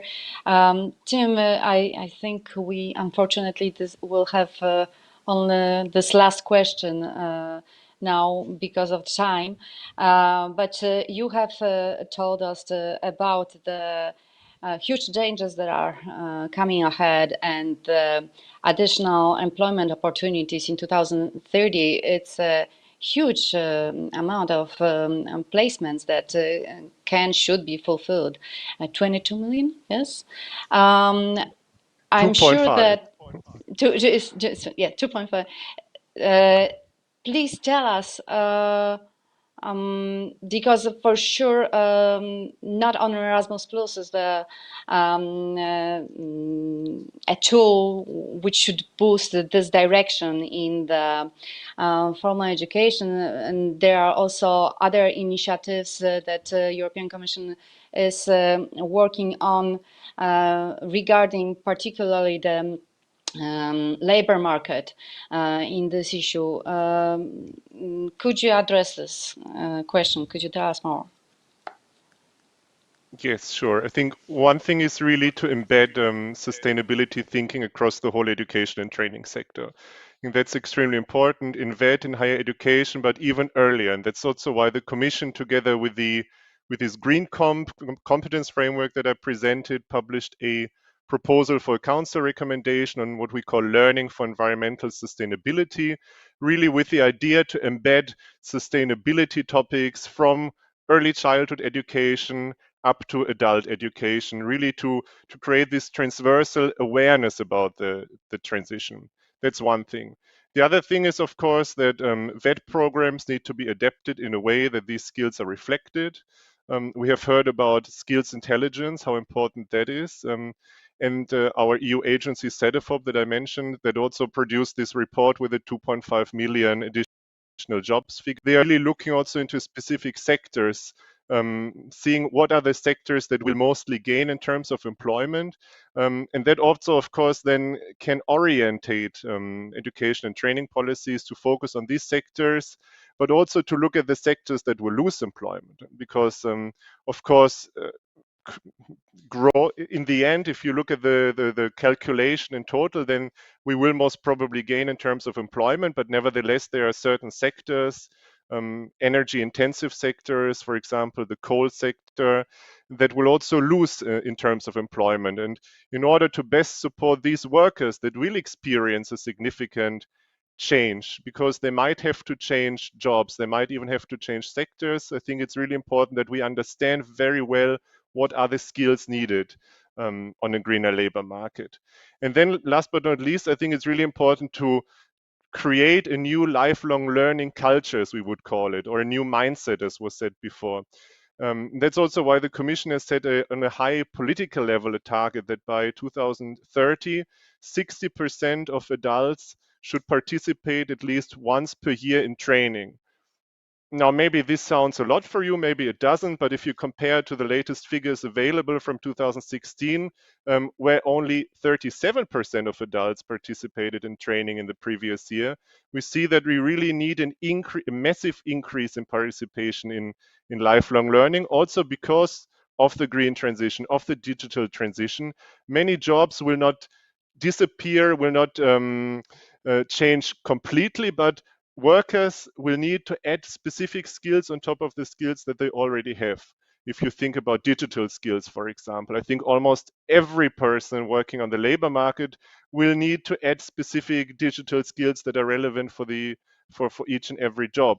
So I think there really to create a different culture in terms of lifelong learning will also be important if we want to make this positive scenario that we have now happen and really gain also in terms of employment from both transitions. Okay, thank you very much. Yes, to back your position, I would say that the important statistics come from the motor sector, in which automotive sector, in which they foresee that 167,000 job posts will be gone, but there will be 189,000 which will be new ones. So this just shows that in one little sector we have huge changes. They are already coming and will be going forward. Thank you so much for this. I think that the last recommendation we have heard from Tim Schreiber from European Commission, DG Employment, Social Affairs and Inclusion, about the sustainability topics embedded from the early childhood is a very nice closing. So thank you very much, Tim, for this. I would also like to thank Robert Plummer from Business Europe for joining us, and Monika Hakel. Thank you very much for contributing to this panel. I think it was very important. We will now have a 15 minutes break, and please fill in the surveys that we make available for the audience, also giving opportunity for everyone to add your recommendations in terms of the topic we have spoken of, meaning transversal competencies of youth and the labor market needs. Thank you again for joining us, and see you in 15 minutes.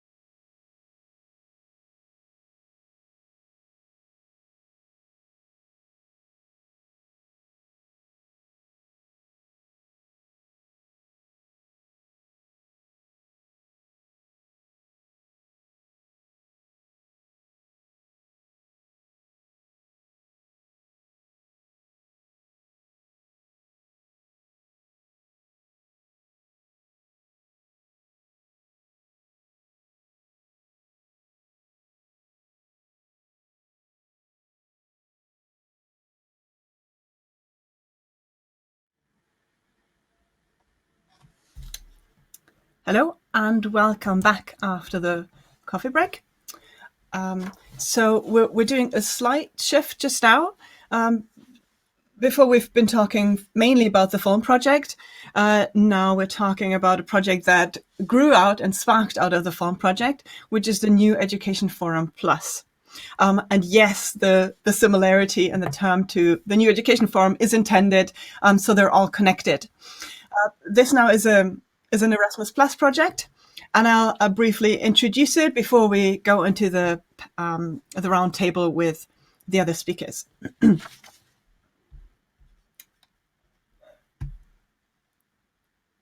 So the objective of this project is to widen the knowledge and the use of outdoor learning in VT across Europe, and not just in the forum that we're in just now, yet to make it accessible to practitioners and to decision makers and to other stakeholders at all levels.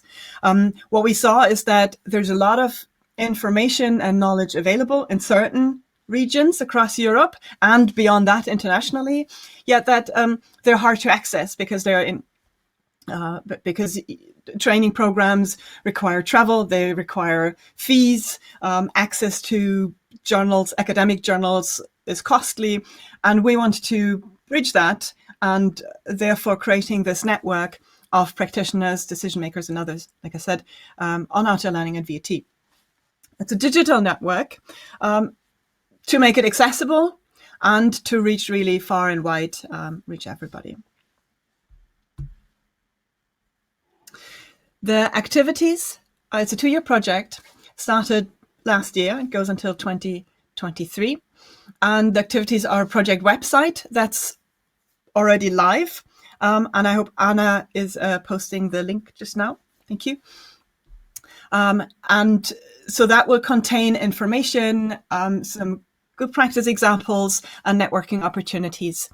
And that's just starting up. So we're happy. We'll contribute to that, and we're happy if other people contribute to that as well, because there's a lot more out there than our limited horizons and knowledge contains. We're currently undertaking an international scoping exercise where we're looking for good practice that's already out there across Europe and want to feature those on the website to help others pick up some good ideas. And part of our conversation following after this is part of that as well. There are events, live events, like the New Education Forum. There's a newsletter going out regularly. So if you're interested, sign up to that. And then, we can keep you informed on other bits. And there's some distinct outputs, like 2 reports have already been written. One about a literature review on outdoor learning and VT, an international one. And the other one is one that's looking at specifically how digital learning can enhance outdoor learning in a VT context. And TUS has conducted that, and we're seeing that there's a lot of scope for development there as well on how digital learning opportunities can be brought in and enhancing outdoor learning in a VT context. So what's in it for you, you ask, in terms of why should you become part of this network? Well, as it grows, we have a lot of information and valuable sources that will be made available and that are being produced and sourced throughout the project. And it's about networking. So it's to find other people in your region or in your profession who are already involved in this, or where you'd like to expand your knowledge and your expertise. So it's about professional development, opportunities, and networking. And we really appreciate everybody who comes and who contributes to that as well, to make it grow. The funding, as I said, it's an Erasmus Plus project funded by the European Union, and the project consortium is listed here. So similar to the one in Foam, yet not entirely. The links. And with that, we're jumping right into what it says in the program, a roundtable looking at some good practices in outdoor learning and VT around Europe. And here's a little map of the speakers. You see them bigger in a second when I introduce them. And 2 bits up front. So we acknowledge that we're not covering and representing all of Europe with that. And we're also not representing the gender balance that's out in the field. So we're aware of that. And if you had any questions to that, then please post them in your chat, in the chat, and we'll pick them up. So, yep, and here are the others. Good. So that's great to see you. And I'll introduce you. And let's maybe start with that question to give the audience a bit of an overview of what the landscape in terms of outdoor learning provision looks like in your different countries. So Simon, if I may start with you. So Simon White is is operations manager at the Venture Trust, mentioned earlier today, a charity using outdoor learning to promote personal and social development and transformative competencies in different target groups, depending on the program. And Simon has worked in different countries in outdoor learning for personal and social development over the past 20 years. So what does outdoor learning look like here in Scotland and in the UK? Thanks, Eula, and lovely to be here with you all. I think Scotland is in a really privileged place. We've had a history of outdoor learning since the 1930s, so it's a very well established tradition and mode of teaching and coaching and helping not only young people but people across the spectrum develop themselves, their own skills, their sense of agency, and that means that actually it's a very commonplace part. That's not to say it can't still improve, and as we come out of COVID in particular, the need for, as others have mentioned, that access to green space and more time out and about doing things and working out who they are and where they want to go would certainly be greatly beneficial. We're certainly hoping that some of the areas with like the national youth work and a right to youth work for all children will be helpful in generating more energy and impetus for outdoor learning across Scotland. But it's not overall in a bad place compared to many places. And if I can add to that, in Scotland, outdoor learning is also a part of the formal education curriculum. So the curriculum for excellence, one of the 7 underlying approaches to learning is outdoor learning, which is in the degree world leading with some other countries, yet to have that strongly embedded for years in the formal curriculum. So just to mention that as well. Moving on from Scotland, hopping over to Ireland, to Jed Dowling. Ireland is fairly similar in terms of the landscape and the climate, so we'd be interested to see if the outdoor learning provision is there as well. Jed Dowling is co-founder of the social enterprise Terra Firma, who deliver different outdoor learning programs in the west of Ireland, is also guide and experienced in outdoor learning again for many years. So yeah, give us a view of what it looks like in Ireland, please. Oh, wait, the sound is off. Or I hope the others can hear you and it's just me. No, nobody could hear me because I was muted. My apologies. And apologies also for my tardiness this morning. It was actually out with a group and I thought I would have connection. So look, apologies for that. Anyway, yeah, the outdoor learning landscape in Ireland, it's at a really exciting time at the moment. And to be quite honest with you, a lot of that is to do with the current situation, the pandemic. So people are starting to recognise the benefits of outdoor learning a lot more. I personally have been working with some much younger age groups than I would have been working with traditionally, and that's like primary school children and the traditional education, the national curriculum are starting to see the benefits of bringing that learning outdoors. So, you know, that's right across the curriculum. Over the last 50 years in Ireland, the outdoor learning, outdoor education has been kept in centre, if you like. So outdoor education centres has been the place for outdoor learning, whereas now it's starting to move into the more mainstream education, which I think, as I say, is a really exciting time for outdoor education as a whole. Yeah. Thank you. So moving down the Celtic connection towards Spain, Maximiliano Prieto Monzon. So Max has university degrees in both psychology and outdoor learning from the US and the UK, where he's worked, and now he's in Spain, and part of bringing or expanding outdoor learning provision in Spain on a high quality level. So we'll ask in a second what that looks like. Max is also member of the coordinating team of the Adventure Therapy Europe Network, so as that perspective, and outdoor learning program director for Madrid Outdoor Education. So tell us about the situation in Spain, please. Okay, thank you, Yula. Happy to be here. So in general, outdoor learning is quite new in Spain, per se. Although during the last 5 years or so, there's been quite a lot of development in outdoor learning approaches and much interest. And as we've seen, there's a lot of need for that in various levels.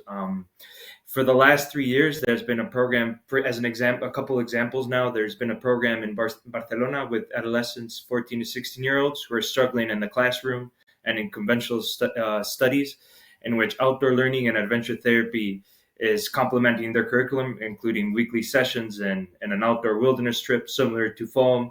And the goal is to work on positive youth development goals, which are similar to the VET transversal competencies we've looked at. As well, there's projects in Valencia and during FOAM in Cantabria, which we heard about earlier. Although it was aimed at non-formal education, has been used to support young people's road to employment. And some examples were through the Escuelas Taller, which are technical vocational skills schools that through the involvement in FOAM learned about their strengths and gained new skills. And the coordinators of those programs have really found how successful they've been. They really like that, and they've tried to implement it in their curriculum. And so I've kind of focused a little bit as well on thinking about the VET side of it. There's not much per se formally, but there's a lot of complementary programs, as I've kind of mentioned, in formal educational settings. And there's also other projects working with specific target groups using the outdoors, and very similar to outdoor learning, working on the transversal competencies through wilderness travel and with a little bit more therapeutic intent. And in Madrid, we're working with international schools, some local governments, as well as a project with adolescents under government care. And so I think that in summary, it is an exciting time for outdoor learning in Spain. And there's a body of knowledge and expertise, as well as a country full of beautiful, varied outdoor opportunities. And as Patricia from FENSA mentioned, there's like 29% youth unemployment rate, and becoming a national problem. And I believe that outdoor learning in Spain is definitely an approach that can not only support our youngsters and their successful integration in the job market, and to live more healthy and fulfilling lives as active citizens, anywhere from vocational educational training to the younger ages. Thank you for that. So from Spain, we're moving towards Central Europe and to Germany, to our colleague Holger Haug, who is co-founder of the Zentrum für Erlebnispädagogik, the Center for Experiential Education in Germany, and also co-owner of a company that makes bespoke training programs, particularly for businesses, so with a particular experience of using outdoor learning in business contexts. So Holger, what does it look like in Germany?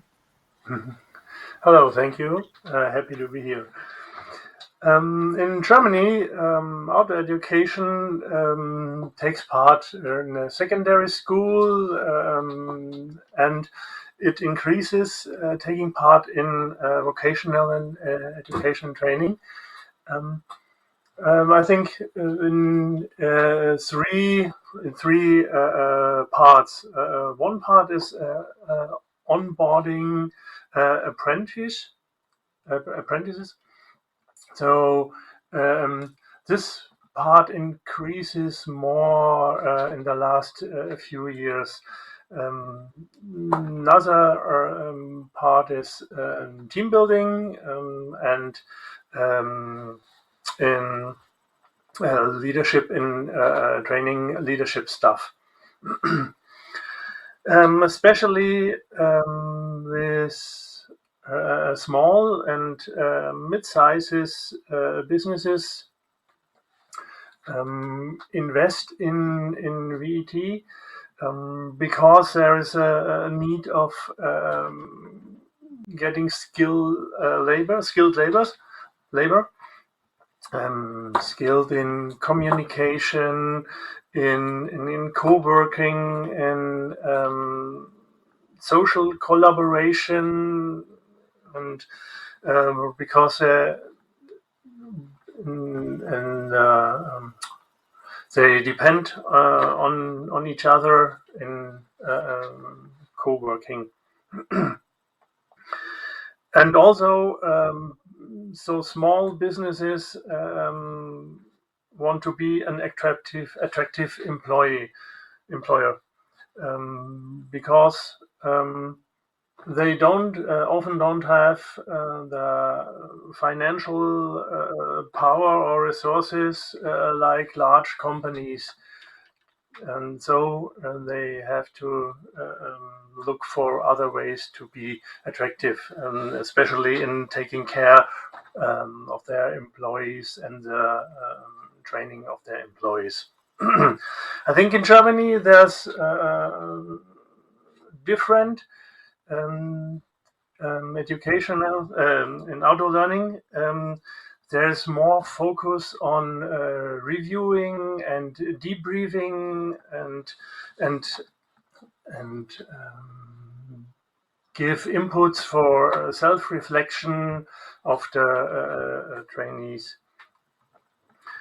And we often use micro-adventures or problem-solving tasks. Also, for example, a small part and think 1 hour, and then debriefing and reviewing and working with the results of these trainings. This is I think, the way we use it in Germany.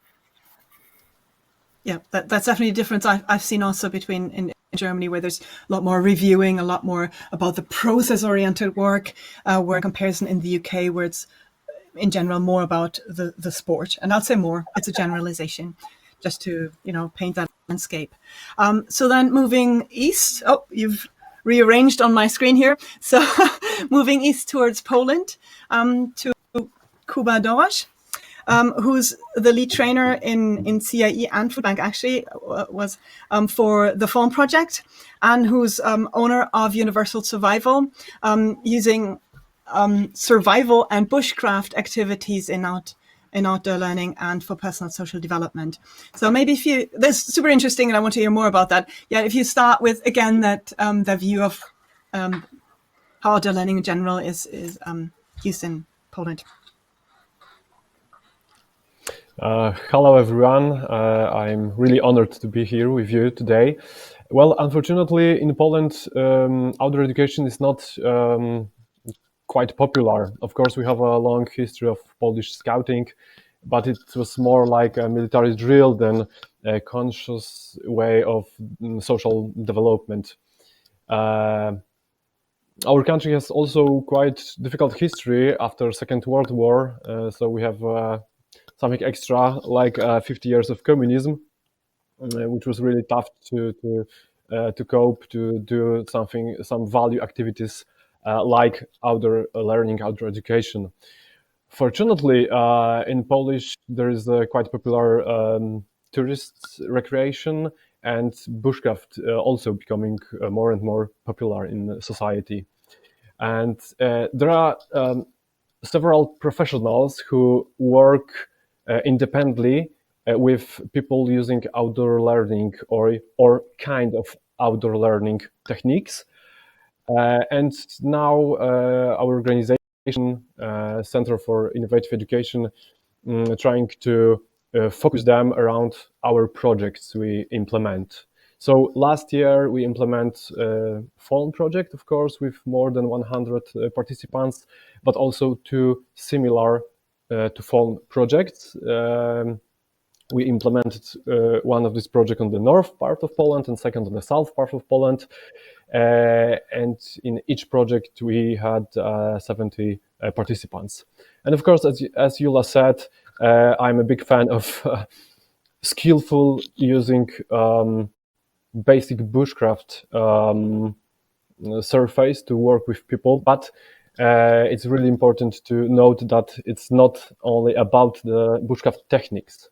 It's about develop people using the bushcraft process of doing things together in trying to do things together while we are in the forest.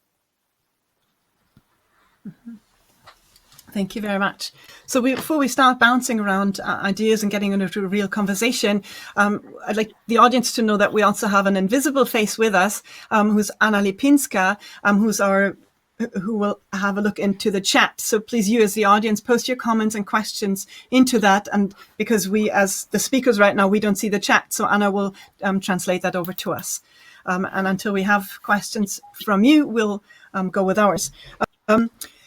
So in the previous sessions, the talk was about outdoor learning and VT. And just to illustrate some of the bits, what's actually happening, could you give us some examples of your experience of what happens in the outdoors, the situations where people have those learning effects that we mentioned before? I might jump straight in there then, because there's quietness. Nobody likes quietness. It's perfect if you start. It's just because I forgot to mention earlier that Jed was one of the lead trainers in TUS, so in the phone project in Ireland. So I'm sorry, I just want to honor that. I forgot that. Over to you now. Yes. And that's brilliant, because that's exactly what I'm going to talk about, saying the experience on the Fallen project, because it's I suppose it's the most current thing that we've been working on, and just to see the developments within such a short period of time in that outdoor environment, with, I would say, the majority of the groups I was working with, the individuals just recognizing their own strengths, being able to show those strengths in a safe place, being able to start the week as they meant to go on with, with that ending in sight. Where are we going from here? So it was not just, let's go off and we'll have some adventure. It was, let's go off with purpose now. And when we come out of this, the other side, we're going to be empowered for our next stage of where we're going to in life. And for me, that is the biggest, the biggest gift that I've been given working on these projects, is just to see the empowerment of the young people who come along and spend that time together. And yeah, as Kuba said there, you can see that development in a very short period of time in that environment. The strengths-based learning that takes place is phenomenal in such a short period of time. So I'm out on that. Almost as if that seeing that wider horizon in the outdoor learning enables them to see the wider horizon for themselves. Just that raising of aspiration through, I've achieved stuff that I never thought possible through the outdoor learning, and their ability then to just guide that into, where can I transfer that to in my life? There is far more out there than I previously thought, and I've done far more than I thought I could. How do I take that on? How do I take it back home and continue to grow in a work or an education sense? I think that bit, as you say, Jed, it's that the eyes are up, the aspiration is really raised through their achievements in the outdoor learning. Yeah, and I think... Yeah. No, go ahead. No, wait, go ahead. Max, you go. Okay, yeah, and just kind of thinking about how does that happen, or what's the situation that gives a rise to that? And I think it is that, I think one important part is, like Kuba said, it's not about the process about learning the skill, right? Whether it be orientation or being in a group, leading a group, or learning a bushcraft skill like starting a fire. It's the process about doing it. how does one go about asking for help? Do they ask for help? Not. Them learning that and being reflected that by the trainers and the group, and how do I get my materials? When I try and I fail, what do I do? And kind of that reflective space, and in which it has to be a nurturing space and a safe space, as they say, in order for one to explore themselves like that in those challenges. Mm-hmm. And if we take, for example, making a... Oh, sorry, Jed, go ahead. No, your turn. It just, as Max said there, that one of the final words he said was the challenge. That challenge, people often shy away from that in everyday life. But when you're brought into an environment where it's challenging and every process has got to be thought about, whether that's boiling water up to make a hot drink, or whether that's keeping the fire going, or all of those things are a process. So it's, those challenges start to unfold once you get into that environment. So before these people enter that environment, they already, a lot of the time, don't believe that they could do these things. So as Simon said, that, getting to the end of that and say, look how much I've achieved, that's on a daily basis, and that's incremental as the week goes on. These things keep building, and that inner strength then starts to build. So the self-worth and the confidence starts to build within that individual. I think though the challenges are really important. They're not artificial, and that's where the outdoor learning works so well. It's not an imposed set of challenges. It's not society going, you must behave in this way, you must conform to this. It's a very real set of challenges. If I don't boil my water, I don't get a hot drink, I don't have food, and there's real consequences to those challenges. So it's suddenly like, oh, actually, this is a real thing, which I think makes a huge difference for lots of people that we work with. It's not artificial rules, it's real world, and it gives them that challenge and then sense of achievement. Mm-hmm. And that, that's right. That space to practice. Oh, sorry. Yeah. No, I just want to add that the best thing is about outdoor learning is that it's all about deepening your self-awareness of so many levels. And I always pay attention about the great positive surprise in participant eyes when they finish their outdoor learning phase, and let's see what is behind all that activities we just done together. The transferable value. Yeah, Max? Yeah, and thinking about these challenges, I think what's fascinating for me always is thinking about like a week-long residential program, an expedition, which I think we're kind of speaking about that. And those challenges are not only, or whatever type of, it's also being in a group, right? It's also sharing your fears and being vulnerable in a group or with another person.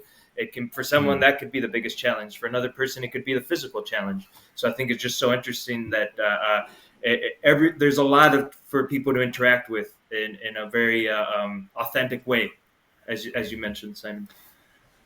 That's right, and I do. We've disappeared here, but at least on my screen, I find that something really interesting that I've learned over the years is that you do one program and you feel like you're doing the activities and every participant has the same experience, but they don't. It's everybody takes something different out, and one responds more to the sleeping outdoors, and another one responds to the group activities, and a third one to those individual reflections, and that the programs can be so diverse and feed so to individual needs that I find really fantastic about them. Yeah, no, it's really interesting you should say that. We were discussing this, that shared experience is also the very individual experience. So it doesn't matter how many people are within that group. Everybody is in that same environment, but experiencing their own thing and experiencing their own challenges, which is really important. I think Max is right. It's that sort of safe space, but also a chance to practice the new skills.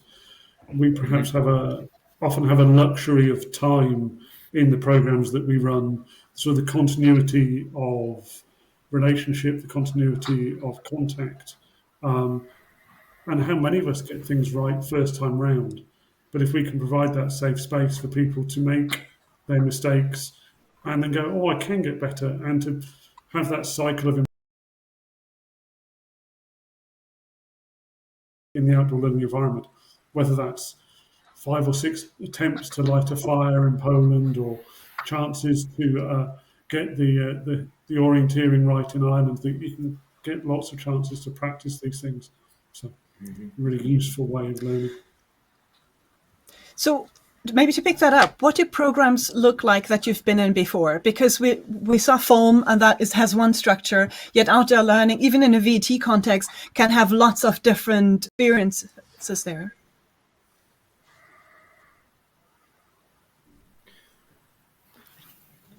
Okay, I'm going to go. Yeah, I guess. One of the programs I'm working on currently is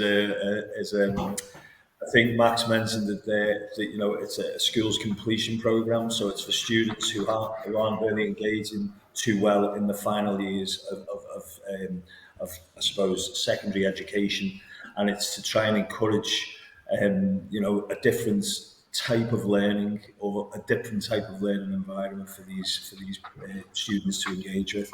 And it's becoming, obviously anecdotally I can say it's amazing, it works. It works for a lot of people, and on an individual basis, because the groups are small, you have the opportunity then to direct and to help self-direction from the individuals to where it is they're looking at going. I mean, not everybody is going to be completely techie and go into the tech world, but if you can harness those strengths and help those strengths to develop at that early age, then that's really encouraging for the individual. So that's one of the programs that I think is very worthy of outdoor learning. Who else is speaking? And I can go. Maybe if that's okay. Yeah. So I've worked in a lot of different types of structures within outdoor learning programs. Some are a little bit more mixed adventure, where there will be maybe canoeing, climbing. Others are mostly a week-long backpacking trip, and some of them are integrated in weekly sessions, like the one I mentioned, similar to what Jed was speaking about in Barcelona, which is like weekly sessions with the group, and then a week-long expedition.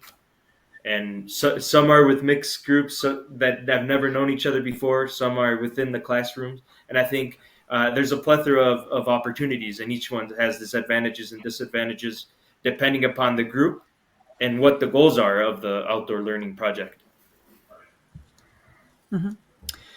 And Holger, I know in Germany there's a different kind of format as well, where it's integrated. Do you want to explain that? The programs in VET in Germany often are 2 days and or 2 or 3 days. Sometimes, especially in onboarding apprentice, they are 1 week or embedded in one in an onboarding week, maybe. And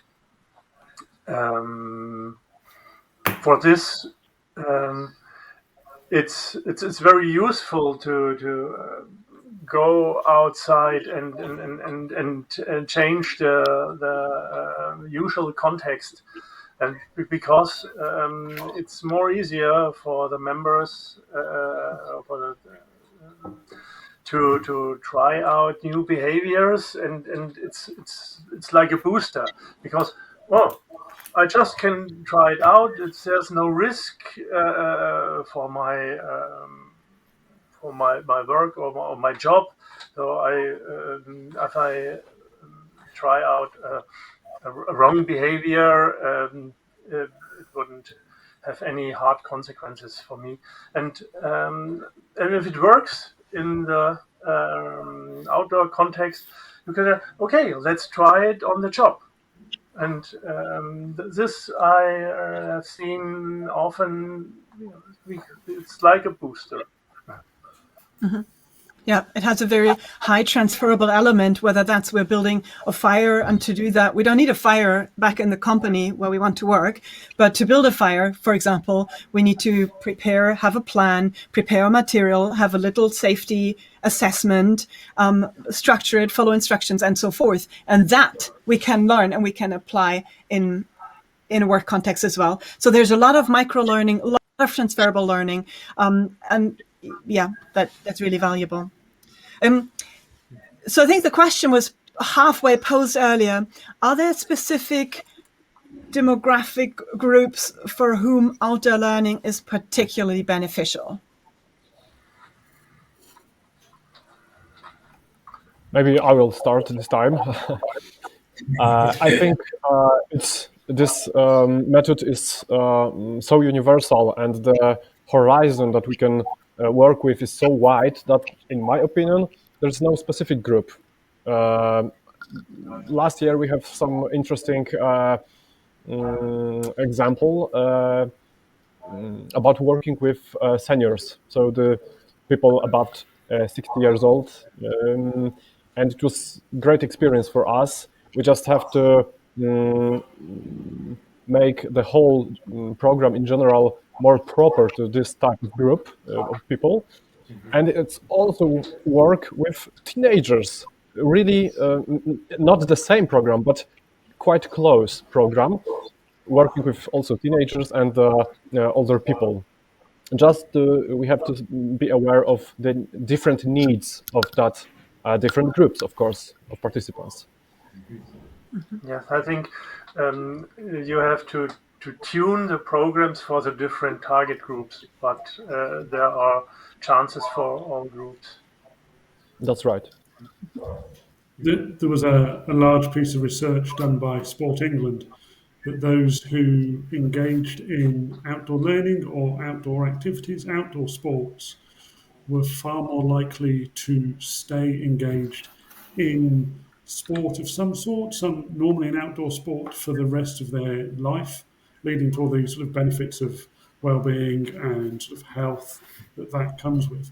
They may well change their sports. They might have started as a climber and move into canoeing or mountain biking, but they would stay within that sort of active group of people than those introduced to more traditional sports. So I'd agree with Gruber that it's available for everyone, but maybe the earlier we start people, the better the benefits for the long term. And I think to add to that, Simon, that environmental awareness and that ecological awareness start like this. This started at a very early age. There seems to be much more of an affiliation to the wider environment. Especially, as I mentioned earlier, I was working on a place-based learning program for primary school children, and effectively you're teaching kids to be kids again. Get out there, get into the dirt, understand about the dirt, understand about how soil is made, and so that is then that is carried with them throughout life, and again that then goes on to their decision makings, to their sets of values, to everything that they start to engage in. So an environmental awareness, is transferable in so many ways, as we know now, the planet we live in. Yeah. So I perfectly agree with all of you saying that outdoor learning can be beneficial to everybody. It's important that we look at what the needs are of their target group and what the objectives are, and then to tailor the experience and select the activities to make that direct. And one thing that we're aware, and I'd just like to speak that out for the audience, is that for some people and demographics, access to general education, like to school education, is really difficult. They experience significant barriers to that. And we find that using outdoor learning lifts those barriers. So that it can be, they can have particularly benefits from that they can't as much have in the classical traditional school classroom learning. So just to add that. Now we're touching on the green recovery, and we're coming to the end of this, but that's, I think, is an important point here. What value can the outdoor learning have for being a part of a green recovery, green skills, and so forth? I think Jed touched on sort of one of the key points about just raising awareness with as many people as we can. But also, I think we've found that there are many people who've just come back off of any outdoor learning program going like, I actually really enjoyed being outside. Is there a way I can make that part of my life, part of my work? And just seeing if we can tie in with employers that are offering jobs that are based in the outside, whether that's the sort of ones you might think of, agriculture, forestry, other bits like that, or whether it's jobs that need surveyors and others, just to go, there are a whole wealth of places you could go to continue to enjoy that outside experience. So there are a lot more questions that we could ask. We want to ask. I will kind of ask one that I'd ask each of you to respond to, and we'll go in a reverse order this time. So starting with Kuba, if there's one thing that you could change in terms of outdoor learning and VT in your country or region, what would you like to see changed? Well, I will, in general, I will change some systemic solutions for the generally understood about social and work-related activation in Poland. But I think about only outdoor learning, that rising public awareness of the benefits of outdoor learning.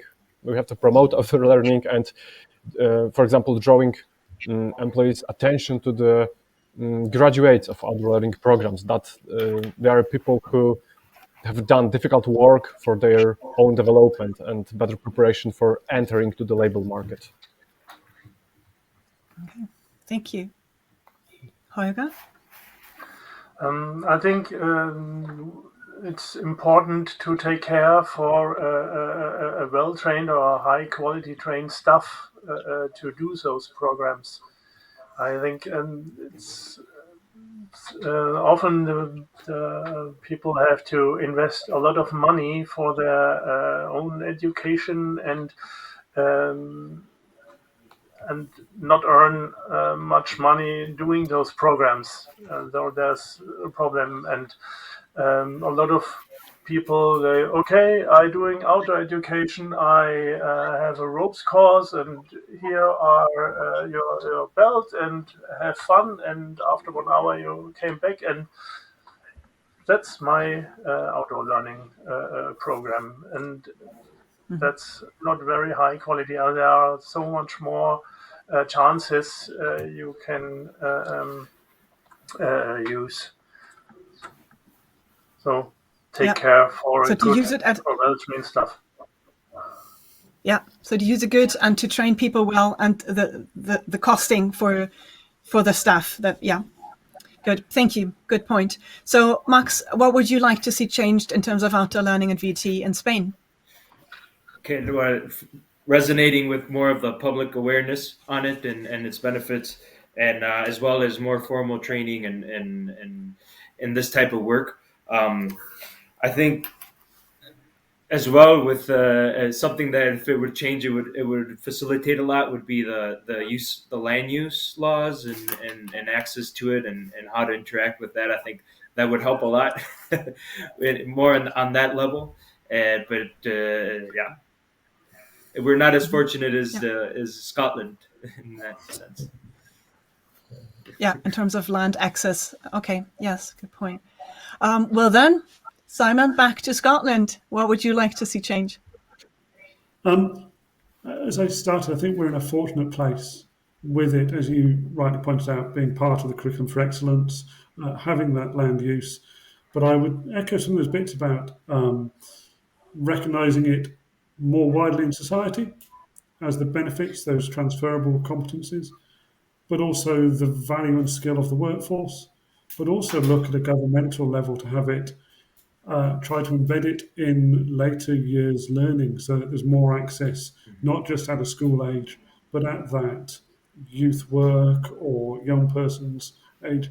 There's an access to all at that point would be really quite something. So there's a lot already in place across Europe, a lot to be done. Thank you very much for your contribution. And actually, there's a lot still of your expertise and our knowledge that we didn't even touch on.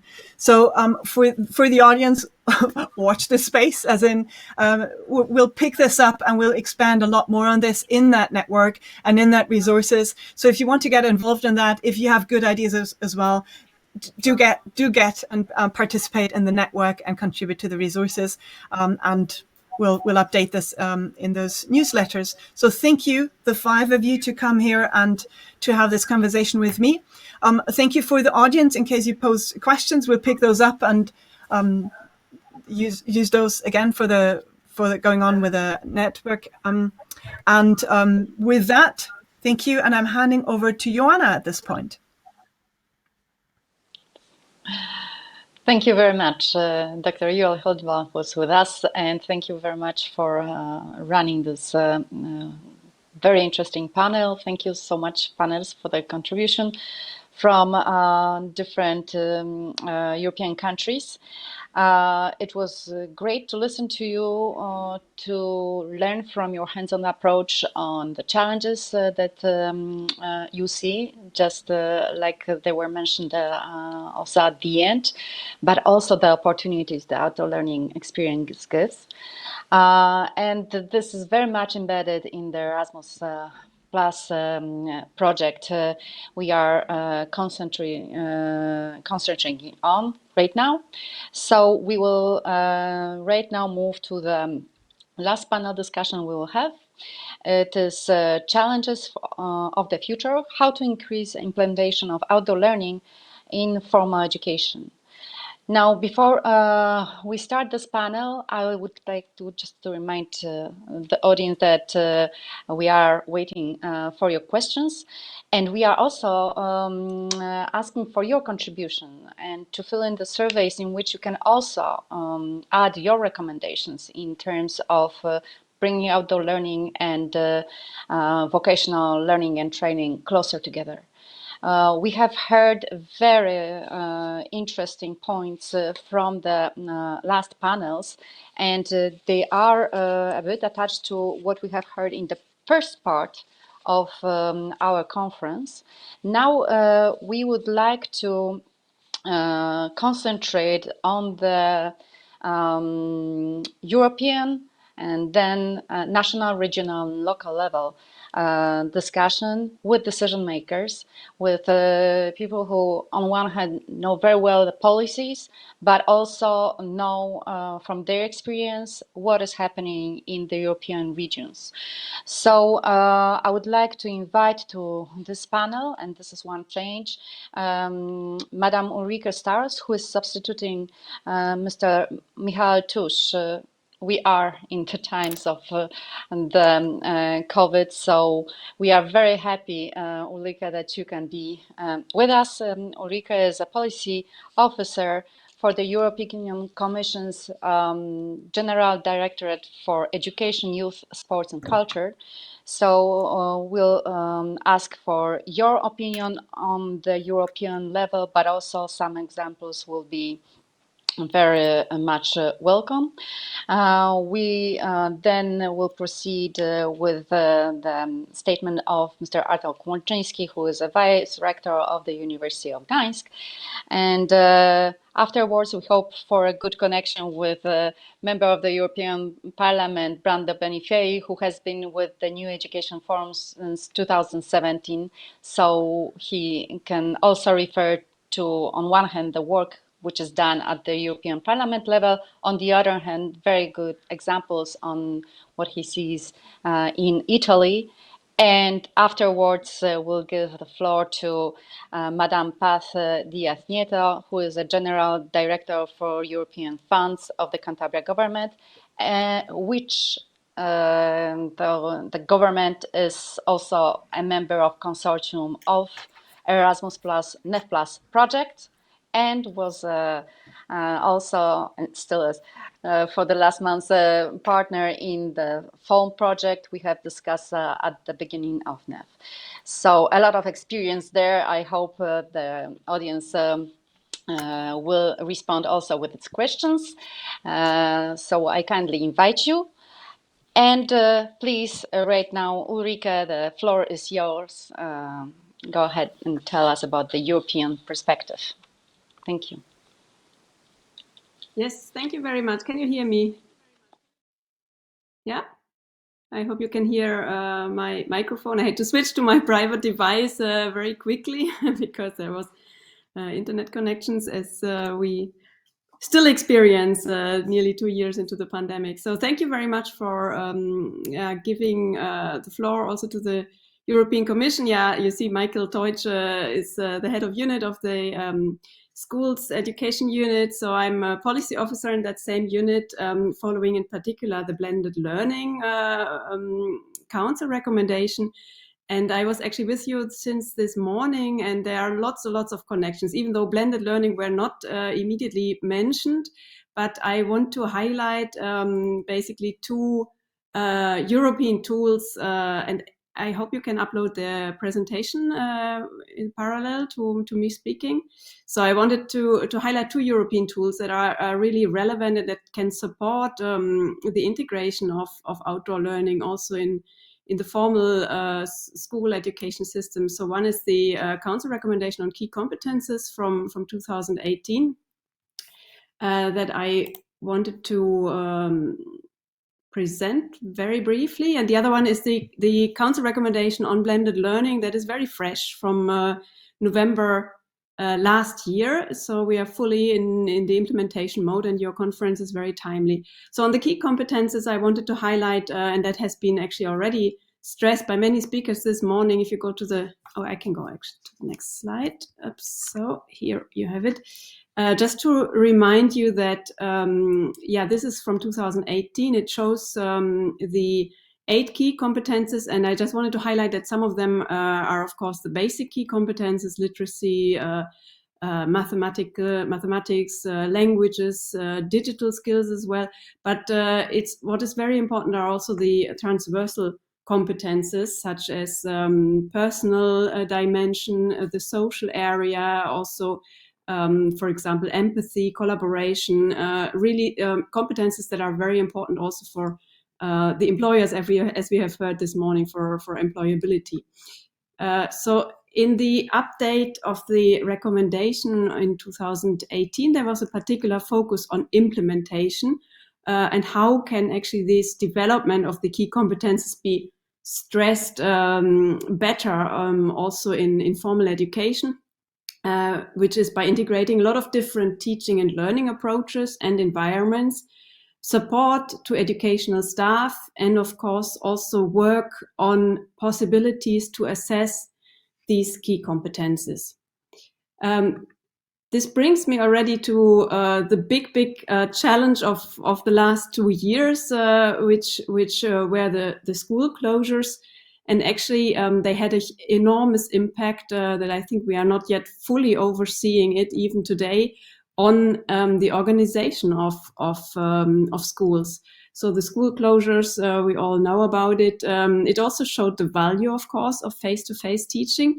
But we also saw an enormous innovation wave, I would say, an enormous increase of digital online distance learning, and an enormous increase also of the digital competences of teachers. And this actually brought the Commission to work on a proposal for a council recommendation on blended learning. There was a very clear messages from the stakeholders that we spoke to build on this momentum of change. There was a lot of fear linked to these school closures, but also a lot of positive attitude. I mentioned the innovations that were brought about, this enormous acceleration also of the digital transition of teaching and learning. There was an enormous space for collaboration with stakeholders, and of course this needs system-wide support. So these were the main messages.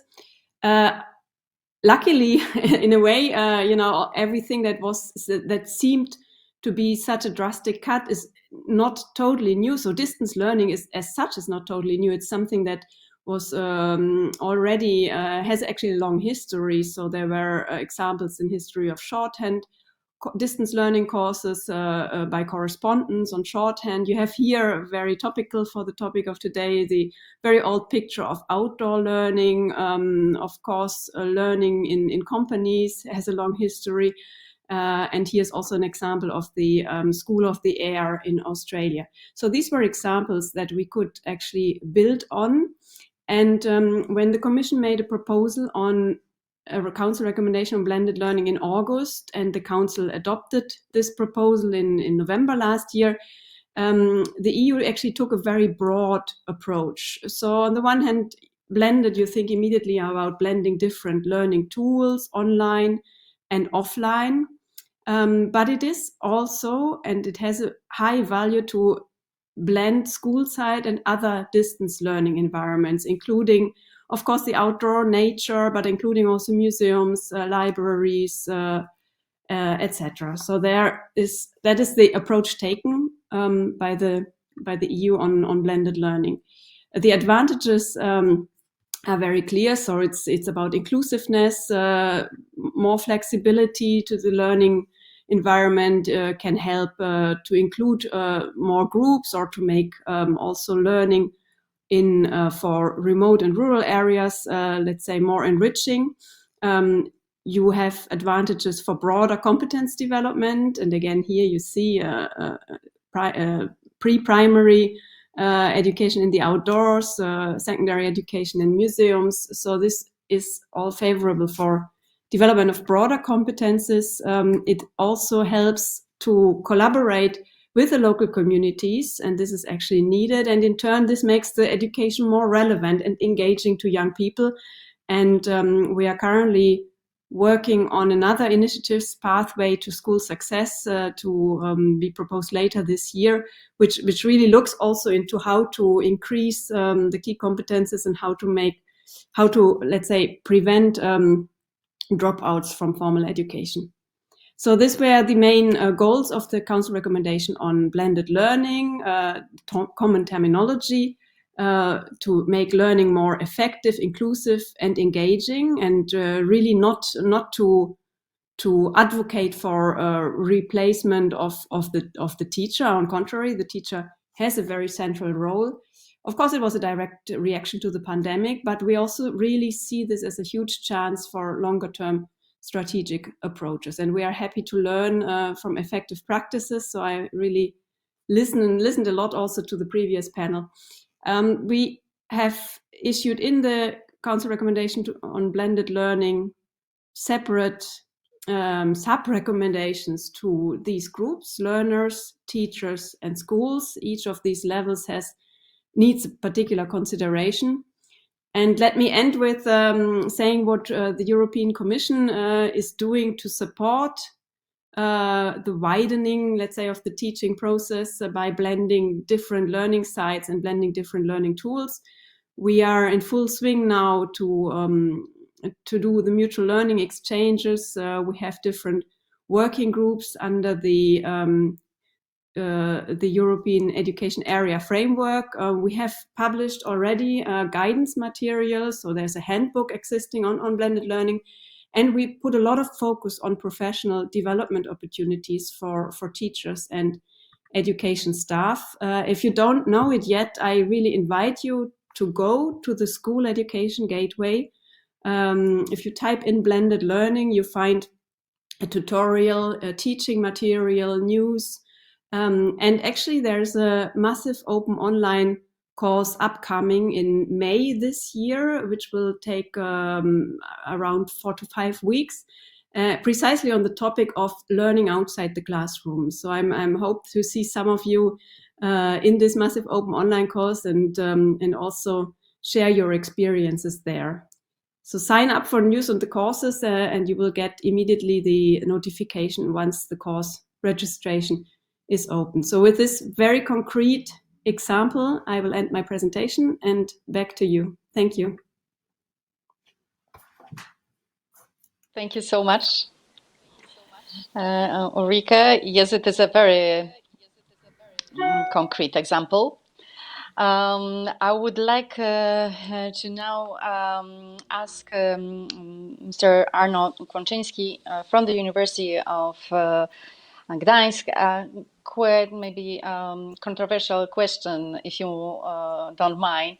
Why? Because on the one hand, we have heard from Ulrike, so from the European Commission, that yes, we see the role of the teacher as indispensable, but on the other hand, the school buildings don't really fill in the needs of the present education. So this is why so much promotion of a blended learning, so that we move learning outside of the school buildings. And so I'm not afraid to ask you this question, because on one hand, University of Gdańsk is financially and narratively engaged in secondary education, and is closely commenting and engaging in changes of formal education. On the other hand, you yourself are a teacher. You were a teacher for a long time, also not only at the university level, but also on a secondary level. So please tell me, should we close school buildings and just move to the other environment which may seem more effective for learning? Please go ahead. Oh, you're muted.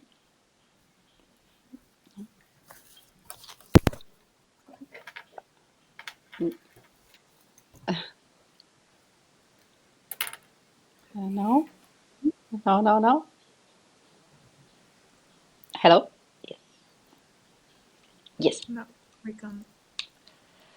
Your microphone, please check. No, the microphone.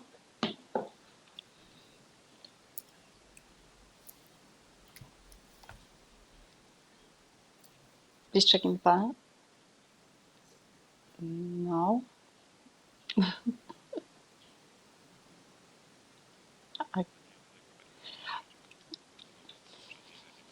Yes. Okay. So we will ask Mr. Arnold Konczynski to refigure the connection. So restart it. Yes. And a surprise, but we have been working closely for right now over 4 years. So we have been talking about outdoor learning for a long time. You have been observing as the government, you were engaged, but you were also observing from the government side how the phone project developed. And I have seen the recommendations of the Cantabria government showing that you do wish to embed the outdoor learning in formal education. Please tell me about your impressions in general of the methodology of outdoor learning, and then tell us what are the next steps and what you look for. Okay, Paf, please go ahead. Thank you, Joanna. Could you hear me? No? That's fine. No? Yeah, no, yes, no, okay. That's okay. Well, thank you for inviting me to share with you and the audience our experience as regional government with outdoor learning. As you said before, we had a great experience in the framework of this first project form. And let me say that I'm not an expert in outdoor learning, but I have some experience, little experience in the implementation of this first project form, which was one of our first contact with outdoor learning. As Massimiliano says before, in Spain, we don't have, outdoor learning is not very common here in the implementation with regional or national level. And for us as regional government, it was the first time that we tried to implement this innovative methodology. Well, I just prepared a short presentation to give you an overview of our experience in FOLM. I don't know if Anna or the others, it's already there, I think. Okay. Okay, let's go. I just want to show you some data about our participation in FOLM in terms of the implementation of outdoor learning in Cantabria, some facts and figures, and then I will explain, or I will share with you our impressions related to the implementation and future initiative that we want to put in place in our region, taking in consideration that we will receive some European funds in the context of Next Generation EU, and also we are preparing our structural funds, ERDF and Social European Fund, and we want to introduce some elements, some mechanisms to finance this methodology in our regional employment services. So let's go with the presentation. It's just very, very short. As I said before, our first experience with outdoor learning was with this FOLM project. It wasn't really innovative for us because as regional administration, we were not prepared to participate in such a project in terms of how to engage, for instance, the coaches, how to prepare the participants for this innovative tool, how to involve the regional Ministry of Employment and the General Directorate of Youth to be part of this project. Well, it was a challenge for the whole administration. We had many meetings before to really understand this outdoor learning methodology. We were talking with Edinburgh and University. Some coaches were prepared also, and they received capacity building from them in Scotland.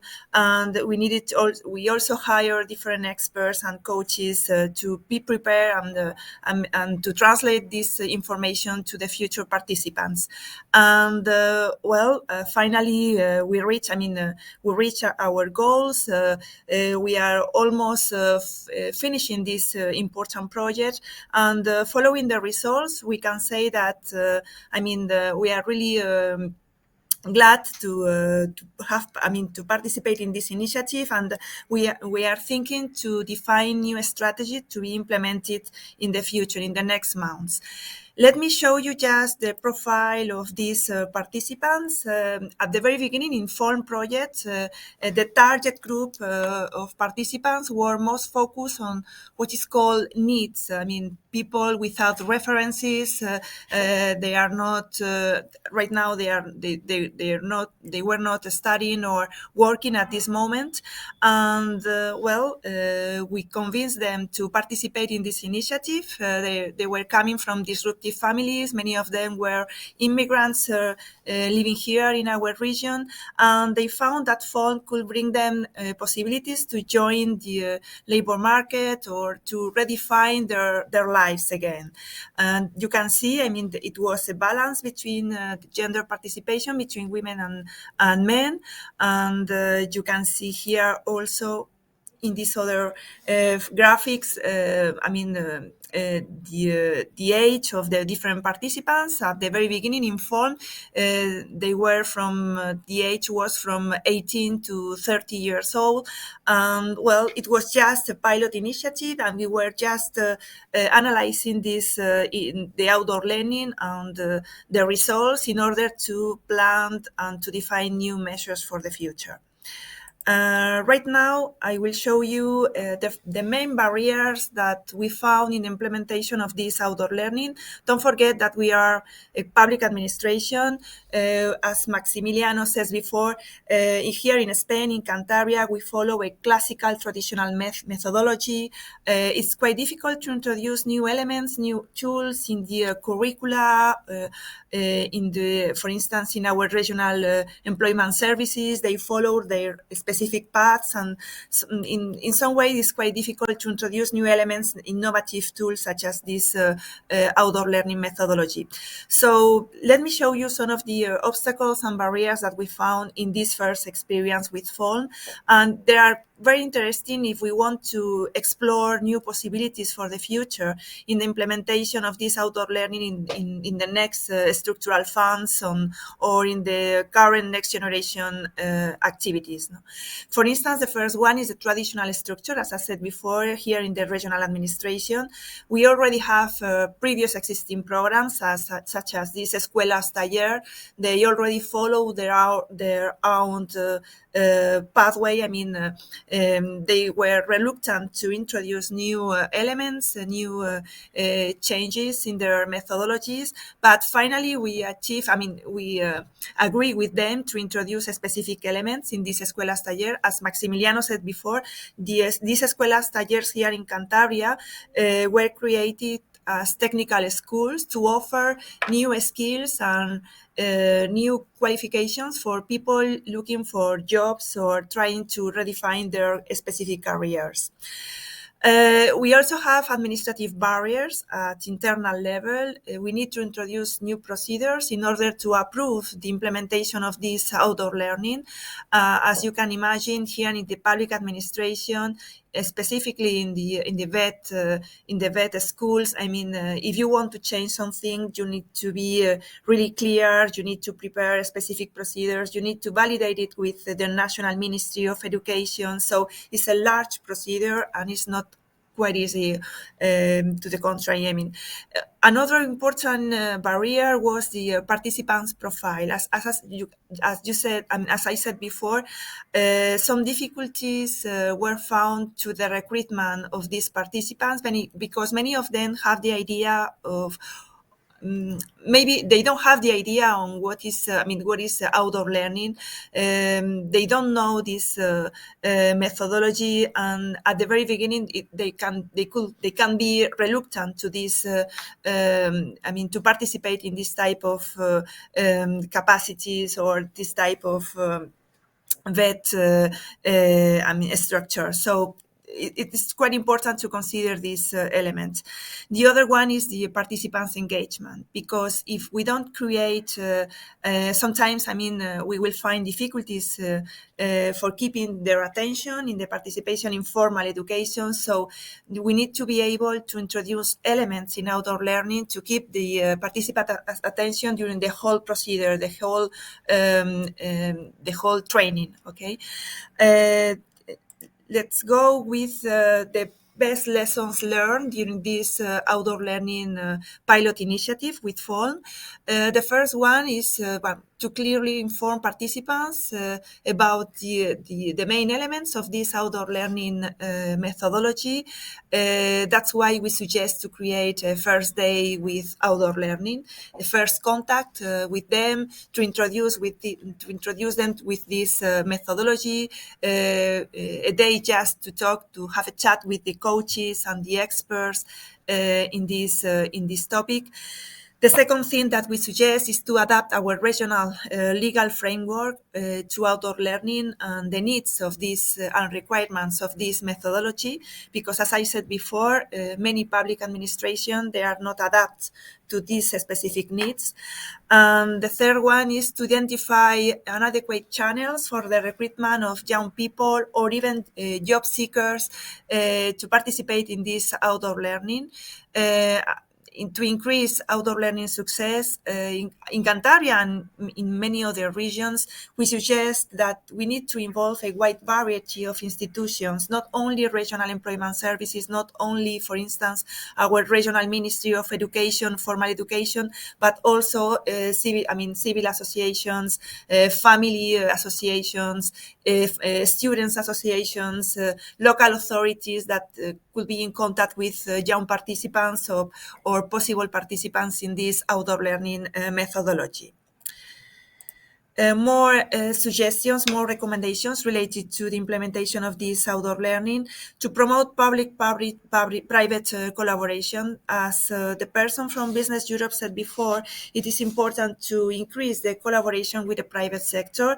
Companies and Chamber of Commerce should be part of this initiative from the very beginning. As we saw in fall during this first pilot experience, one of the main elements was the involvement, the participation, the collaboration with these chambers of commerce and companies association, because we need to create a specific database with all this information, because at the end all the participants in this outdoor learning methodology will receive an added value to their career, and at the end they will try to find a new job. So we really consider that the collaboration of the private sector from the very beginning is an asset. I mean, it's a key element from the success of this outdoor learning implementation. That's why I said that it's important to create a companies database, and also to encourage outdoor learning participants to overcome their limitations. That's another point. We observed in fall that people at the very beginning, they were not aware about their abilities, about the different options, the possibilities that they could have if they participate with it, if they participate with this outdoor learning initiative. So the coaches, together with the regional employment services, with the educational services, should be able to transmit and to convince them that they could be, they can afford this, they can, achieve these goals and participate following this new methodology. And at the end, one of the last recommendations that we can offer is to engage additional recruiters also. I mean, we need to be able to work together from the very beginning between participants and recruiters. That's why I said before, companies participation, private sector participation, it's a key element to obtain a good results with implementation of this outdoor learning methodology. Well, here you can find, other good practices identified in the outdoor learning implementation. We need to listen the young generations, listen also the job seekers, participants, in order to implement this methodology at regional level. We need to create collaboration with all regional stakeholders, and also involve national authorities in the implementation of this outdoor learning.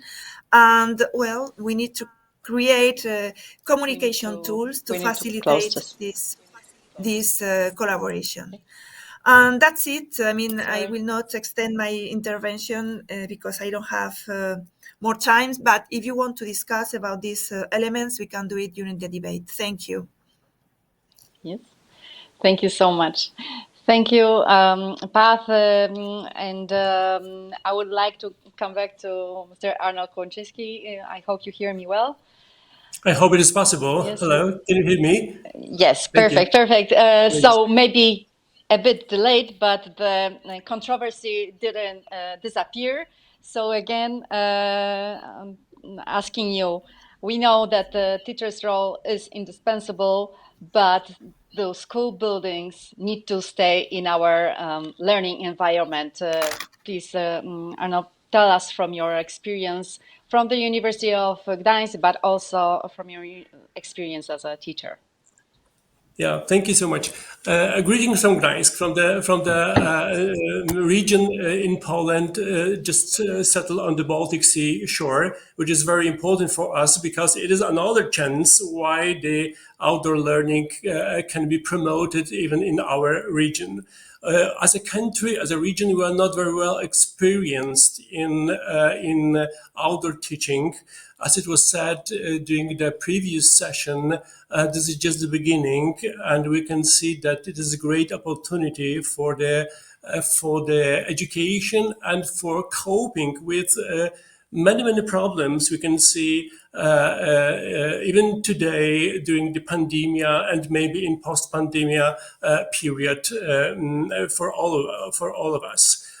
We are, as I said, not experienced enough to present the holistic solutions, but there are some which can be very helpful, and they are helpful for us to think about changing the methods of teaching in high school or primary school system or educational system, or even on university.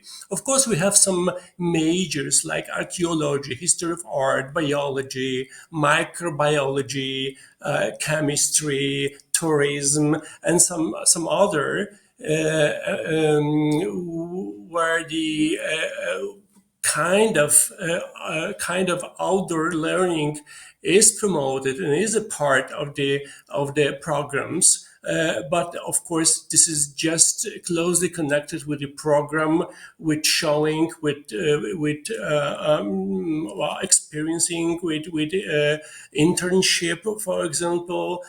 So this is not the regular program. But we can see a lot of problems right now which can be solved by the outdoor learning.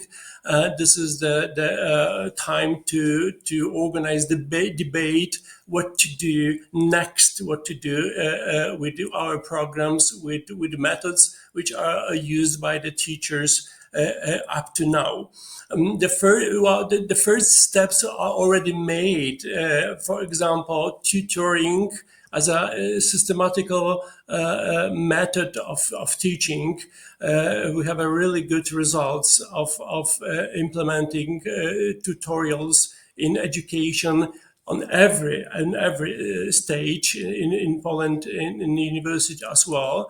Well, it is only since around 2010 and beyond that tutoring has appeared in some of the largest public universities in Poland as an innovation. But since that moment, we can see this is a kind of education in dialogue. So we promote that method very much. Another one is mentoring as a support in self-development through expert advice. Mentoring between the students and teachers, and between the students and between the teachers. We have a lot of good results of such a methods, but we can see also some problems which can be solved, as I said, solved by the using outdoor learning methods. One of them, we have very ambitious students, hardworking, and sometimes overworking. So I hope that method, the way of working outside the buildings, as Jana said before, is one of the helpful methods to cope with that problem. Another one are disabilities.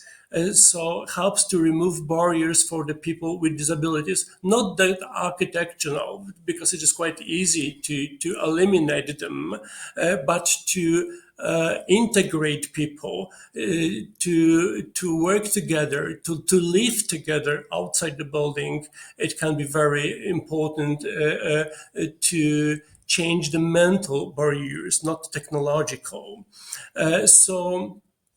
This is why I think that the promotion of the living buildings will be helpful. We have some concrete, let's say, experiences in our neighborhood, because our teachers, they are co-organizers of elementary school in our neighborhood. It is called Giraffe Village. This is, as I said, elementary school. When one of the principals is outdoor teaching, is even essential, quintessential in preparing children for adult life in the methods used by the teachers in that schools. We have a lot of positive results, like, of course, acquiring the immunity, movement, creativity of the students, but learning through the experience. This is the great results which can be seen in that school. Because in contact with nature, children can develop the ability to think logically. So this is what we can see as a result of cooperation between university and that primary schools. And the last very important result is cooperation and respect for nature, but closely connected with identity, even the national identity. This is very important in the northern Poland when we have some minorities like Kashubian. So the having the contact with the culture, the language used by the Kashubian people, even the Kashubian language classes organized outside are very, very important and very helpful for the keeping the identity of the students in that primary school. As I said, the school is co-organized by the people who are the staff of our university, and for the academic lecturers who are responsible for the educating teachers, those who will be teachers after completing a university education. It is really important, let's say, field for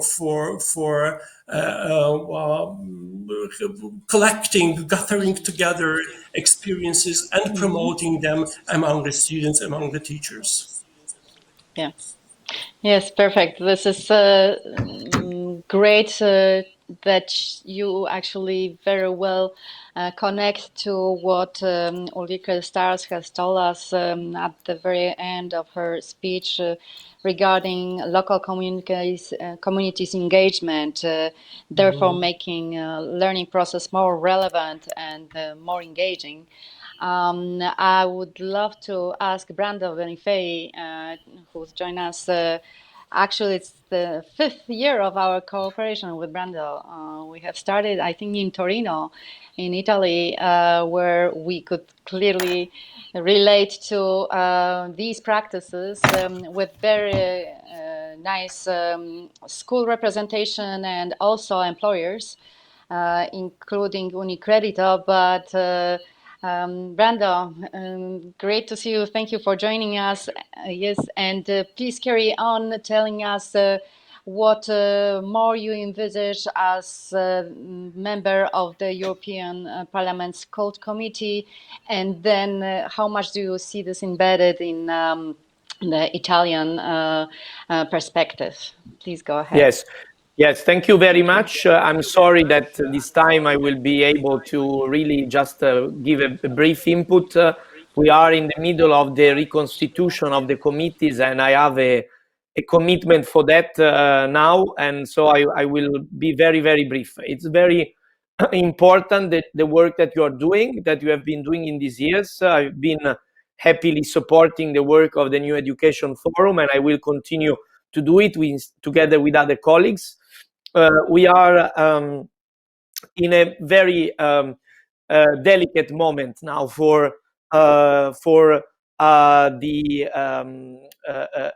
work of the Parliament towards topics like the one you are talking about today, because in fact, with the Conference on the Future of Europe, we are discussing on enlarging education competences for the European Union. As you know, for today we have a shared competence where the largest part is in the end of the member state. But we want to have more of a European dimension of learning, of education, and this issue of outdoor learning that is linked to the project that we are discussing is very important, because in fact you mentioned Turin for one of our previous moments together, but also Turin has been the place where one of the first projects of the Solidarity Corps of Europe took place, one of the pilot projects. What I'm talking about is a project for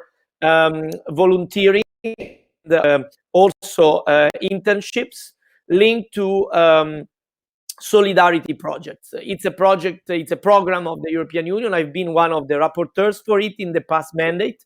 Now it continues. And it's also about informal learning. It's about how we can strengthen the learning of students, blending formal and informal learning. I think this is very important, because for today, to learn the transversal skills needed in the workplace, it's very important that we can unite formal education with informal occasions of learning.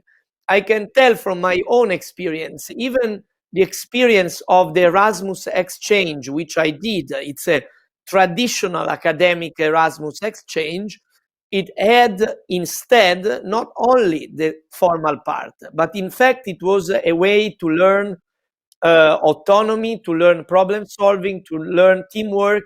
And so I want to stress this, that we need to continue investing in this double dimension with strengthening the educational competence at European level. We need that because we cannot imagine a step forward for the European Union without a more coordinated educational space. So it's important that the Parliament continues investing, that supports programs for these. I mentioned a few, but also that we are sure that the Next Generation EU, the program for the recovery of our countries, especially where there are more resources to be spent. I think of Italy, of France, of Spain, but also Poland, also other parts of Europe.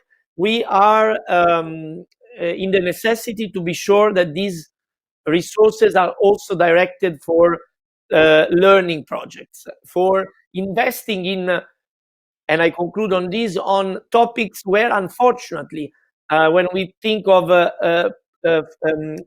learning, lifelong learning, when we think of education as a whole, it's often the space where governments decide where to cut to find money for other objectives. So it's very important instead that thanks to the push from the European Union with the budgetary choices, with the programs, we can support the strengthening of these dimensions, thanks also to projects like the ones that we are discussing today that can show the importance of also new forms of learning. I'm sorry that I will need to leave now, but I'm sure that you will produce useful inputs as usual, and that we can get for continuing our work together. Thank you very much, and sorry for the short time. Thank you so much.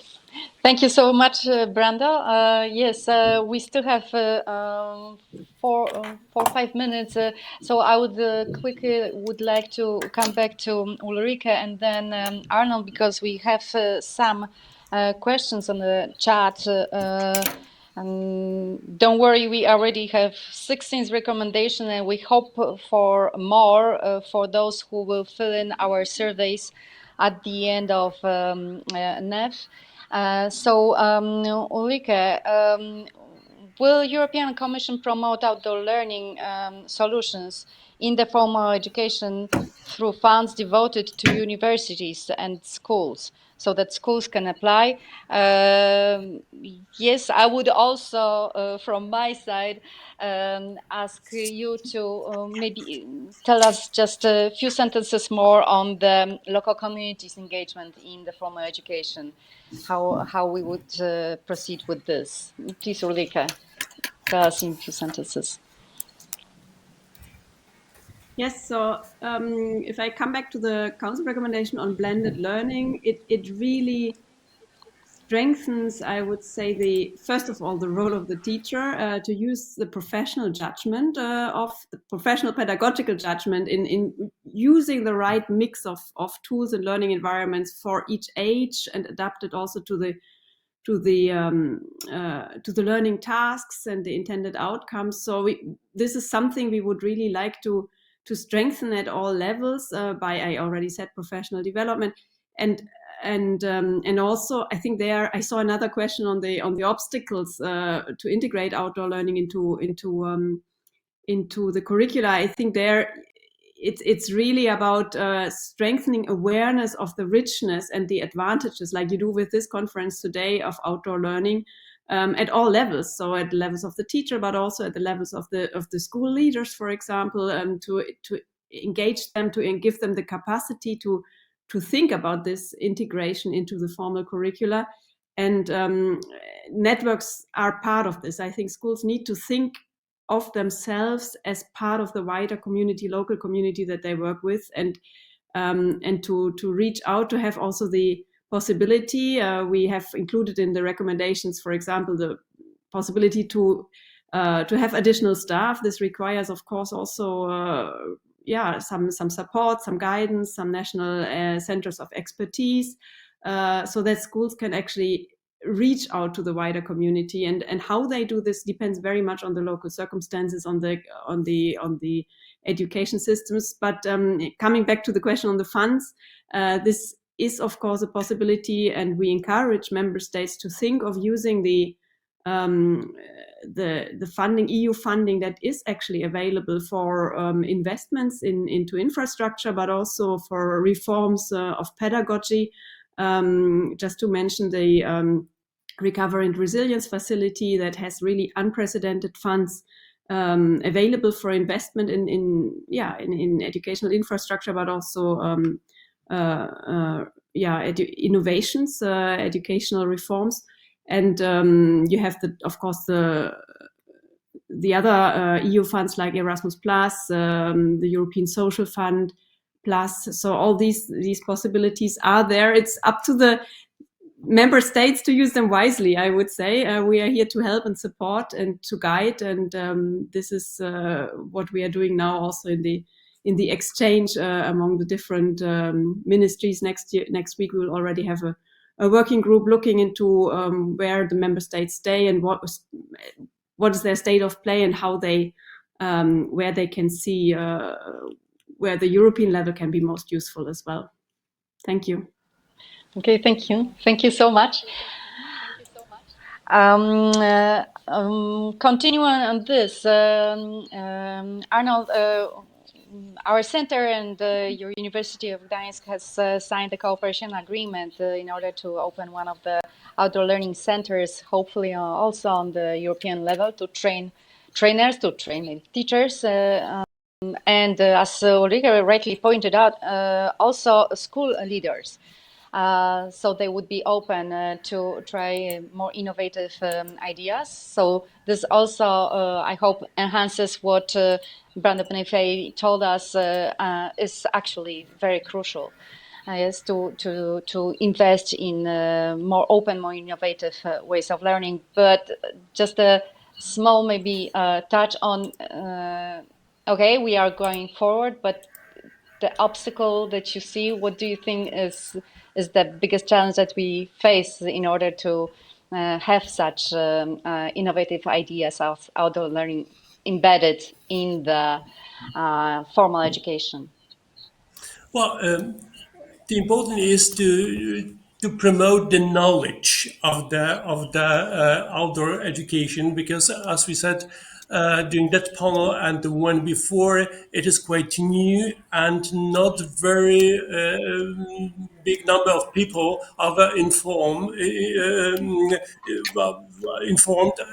about the principles and objectives of such education. So first of all, to educate teacher how the outdoor education can be important in the educational system, and then some practical solutions. So it means courses, studies, programs, and new organizational innovations or the ideas.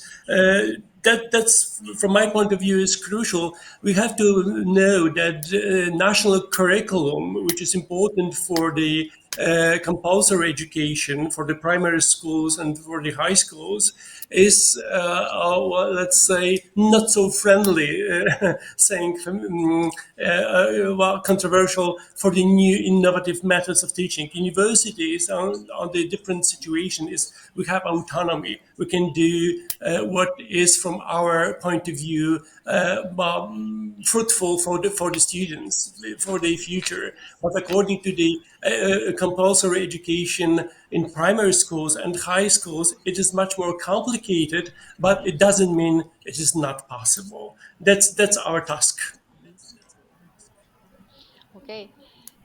Thank you very much. I would like to close this panel right now because we still need just a very short closing. Yes. I understand that we will have all the recommendations delivered to all the participants, not just panelists. And thank you so much for contributing. Thank you, Madame Ulrike Starost, Policy Officer at the European Commission's DG for Education, Youth, Sport and Culture. Thank you, Madam Paz Díaz Nieto, General Director for European Funds in the Cantabria government. And thank you, Arnold Konczynski, Vice Rector from the University of Gdańsk. As you know, this is just the beginning of our cooperation. And thank you, Brando Benifei, again for being with us at this New Education Forum. Before we have the closing statement from Sabine Verheyen, who is a chairwoman of the Cult Committee in the European Parliament, I would like to invite everyone to the New Education Forum Warsaw, which will be happening on the 24th and 25th of May this year, hopefully, at least in hybrid version and not only online. It would be great to have more networking discussions and even more contribution. And now let's hear from Sabine Verheyen, who will be closing the New Education Forum Brussels. Thank you so much once again. Thank you. Dear colleagues, ladies and gentlemen, I'm honored to join you virtually today on the occasion of the New Education Forum 2022. I'm sorry not to be able to talk to you in person. Nevertheless, I hope to contribute to today's debate with my concluding video message. In the framework of this year's New Education Forum, these two key issues were addressed: good practices in outdoor learning and the challenges for the future. The important question is how to make sure that the non-conventional forms of education like informal and non-formal education can help the young generation to earn fit-for-the-job competences. How an innovative education approach can help to build the bridge from school to labor market. The outreaching of the disadvantaged youth was also discussed today. I am convinced that addressing these issues in the right way today will help to be ready for the challenges of tomorrow. This is even more relevant in the light of the current situation. The COVID-19 pandemic has an enormous impact on the labor market and is one of the biggest disruptions to education in modern history. Since the beginning of the COVID-19 pandemic, the youth unemployment and poverty has risen steadily, and we are obliged to take urgent actions to face this tremendous situation. Today, learning already takes place in very different forms, gradually adapting to new a societal, demographic and economic context. The non-formal and informal learning is happening in many European countries. In the past 15 years at the EU level, several initiatives have been launched to support non-formal and informal learning and to promote its validation and recognition, national and European qualification frameworks, acknowledgement of vocational education and training, the VET systems and excellent centers for vocational training, and the adoption of non-formal education and skills into the Europass. Unfortunately, the acceptance of non-formal and informal education needs to be strengthened further. In this regards, I'm convinced that the decision on designating the year 2022 as the European Year of Youth will help to contribute to the recognition of youth work and validation of competences acquired through non-formal and informal learning. As a rapporteur in Cult Committee on European Year of Youth, I'm proud to say that the final report recognizes the high value of learning in youth work and calls to strengthen the partnership between youth work and formal education. Another changing pattern in education is the transformation of the learning space itself. Learning spaces are losing gradually its physical structure and boundaries. In this context, the outdoor learning has become an important learning practice. The outdoor education uses outdoor experiences to establish relationships between nature, culture and society. Just imagine the learning and teaching process while breathing fresh air, feeling the wind on the faces, the smell of earth or hearing the sound of birdsong. All these can challenge pupils and students physically and mentally. As a result, the outdoor learning helps to develop critical and innovative thinking, interpersonal skills as well as tolerance, openness, respect for diversity and intercultural understanding. All these competences have a very high value on the labor market. Unfortunately, there are still a number of barriers to providing such experiences. The most prevalent is the development of teachers, confidence, experience and knowledge. Therefore, it is of utmost importance to acknowledge the role of initial teacher education in preparing teachers for such experiences. In this regard, I welcome several projects for outdoor learning which are supported by Erasmus+. For example, Outdoored, the Digital Garden for European Schools, a Garden for Wandering, and Project East or West Outdoor is the Best. I welcome, of course, the Forum project, which helped to activate and boost the employability of more than 990 young people under 29 years old. These and similar projects and initiatives should be supported at the European Union level, and the remaining barriers in developing alternative ways of education should be removed. I'm happy to mention that in May last year, the European Parliament has approved a new Erasmus Plus program. We achieved almost a doubling of the budget and ensured that the program will be more inclusive. More than 28 billion euro are secured for the period of 2021 to 2027. This budget allows additional support for even more Europeans with limited opportunities and special conditions. Last but not least, the digitization is a major development that is undoubtedly changing the education system and the way we learn. Rethinking education in the digital age is necessary for Europe's future global competitiveness. Unfortunately, we have to recognize that digital technologies may also have negative effects, as they could foster the digital divide and existing inequalities. The European Parliament has shown its will to work in this direction and to support the digital development of education.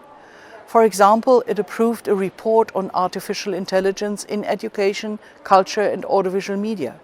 In this report, we recall the importance of strengthening digital literacy at union level as a prerequisite for the use of artificial intelligence in education, and the need to train teachers to adapt to the realities of AI-enhanced education, to mitigate risks from misuse of the technology.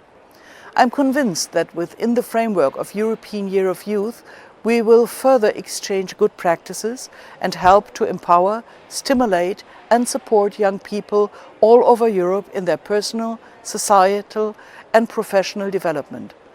I would like to thank all for the contributions that have been made in the new Education Forum 2022, and we are looking forward to receiving the conclusions and recommendations of this forum that we will definitely use in our work in the Cult Committee of the European Parliament.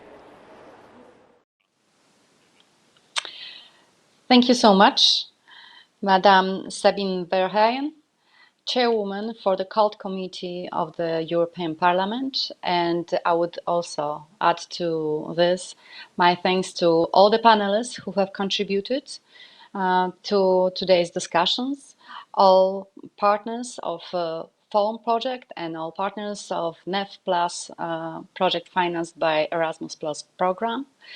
And I would like to once again ask our audience to contribute with your recommendations when you will be filling in the surveys. We have right now 18 recommendations that have already been drawn up during today's New Education Forum. Out of these, I would like to mention just 3.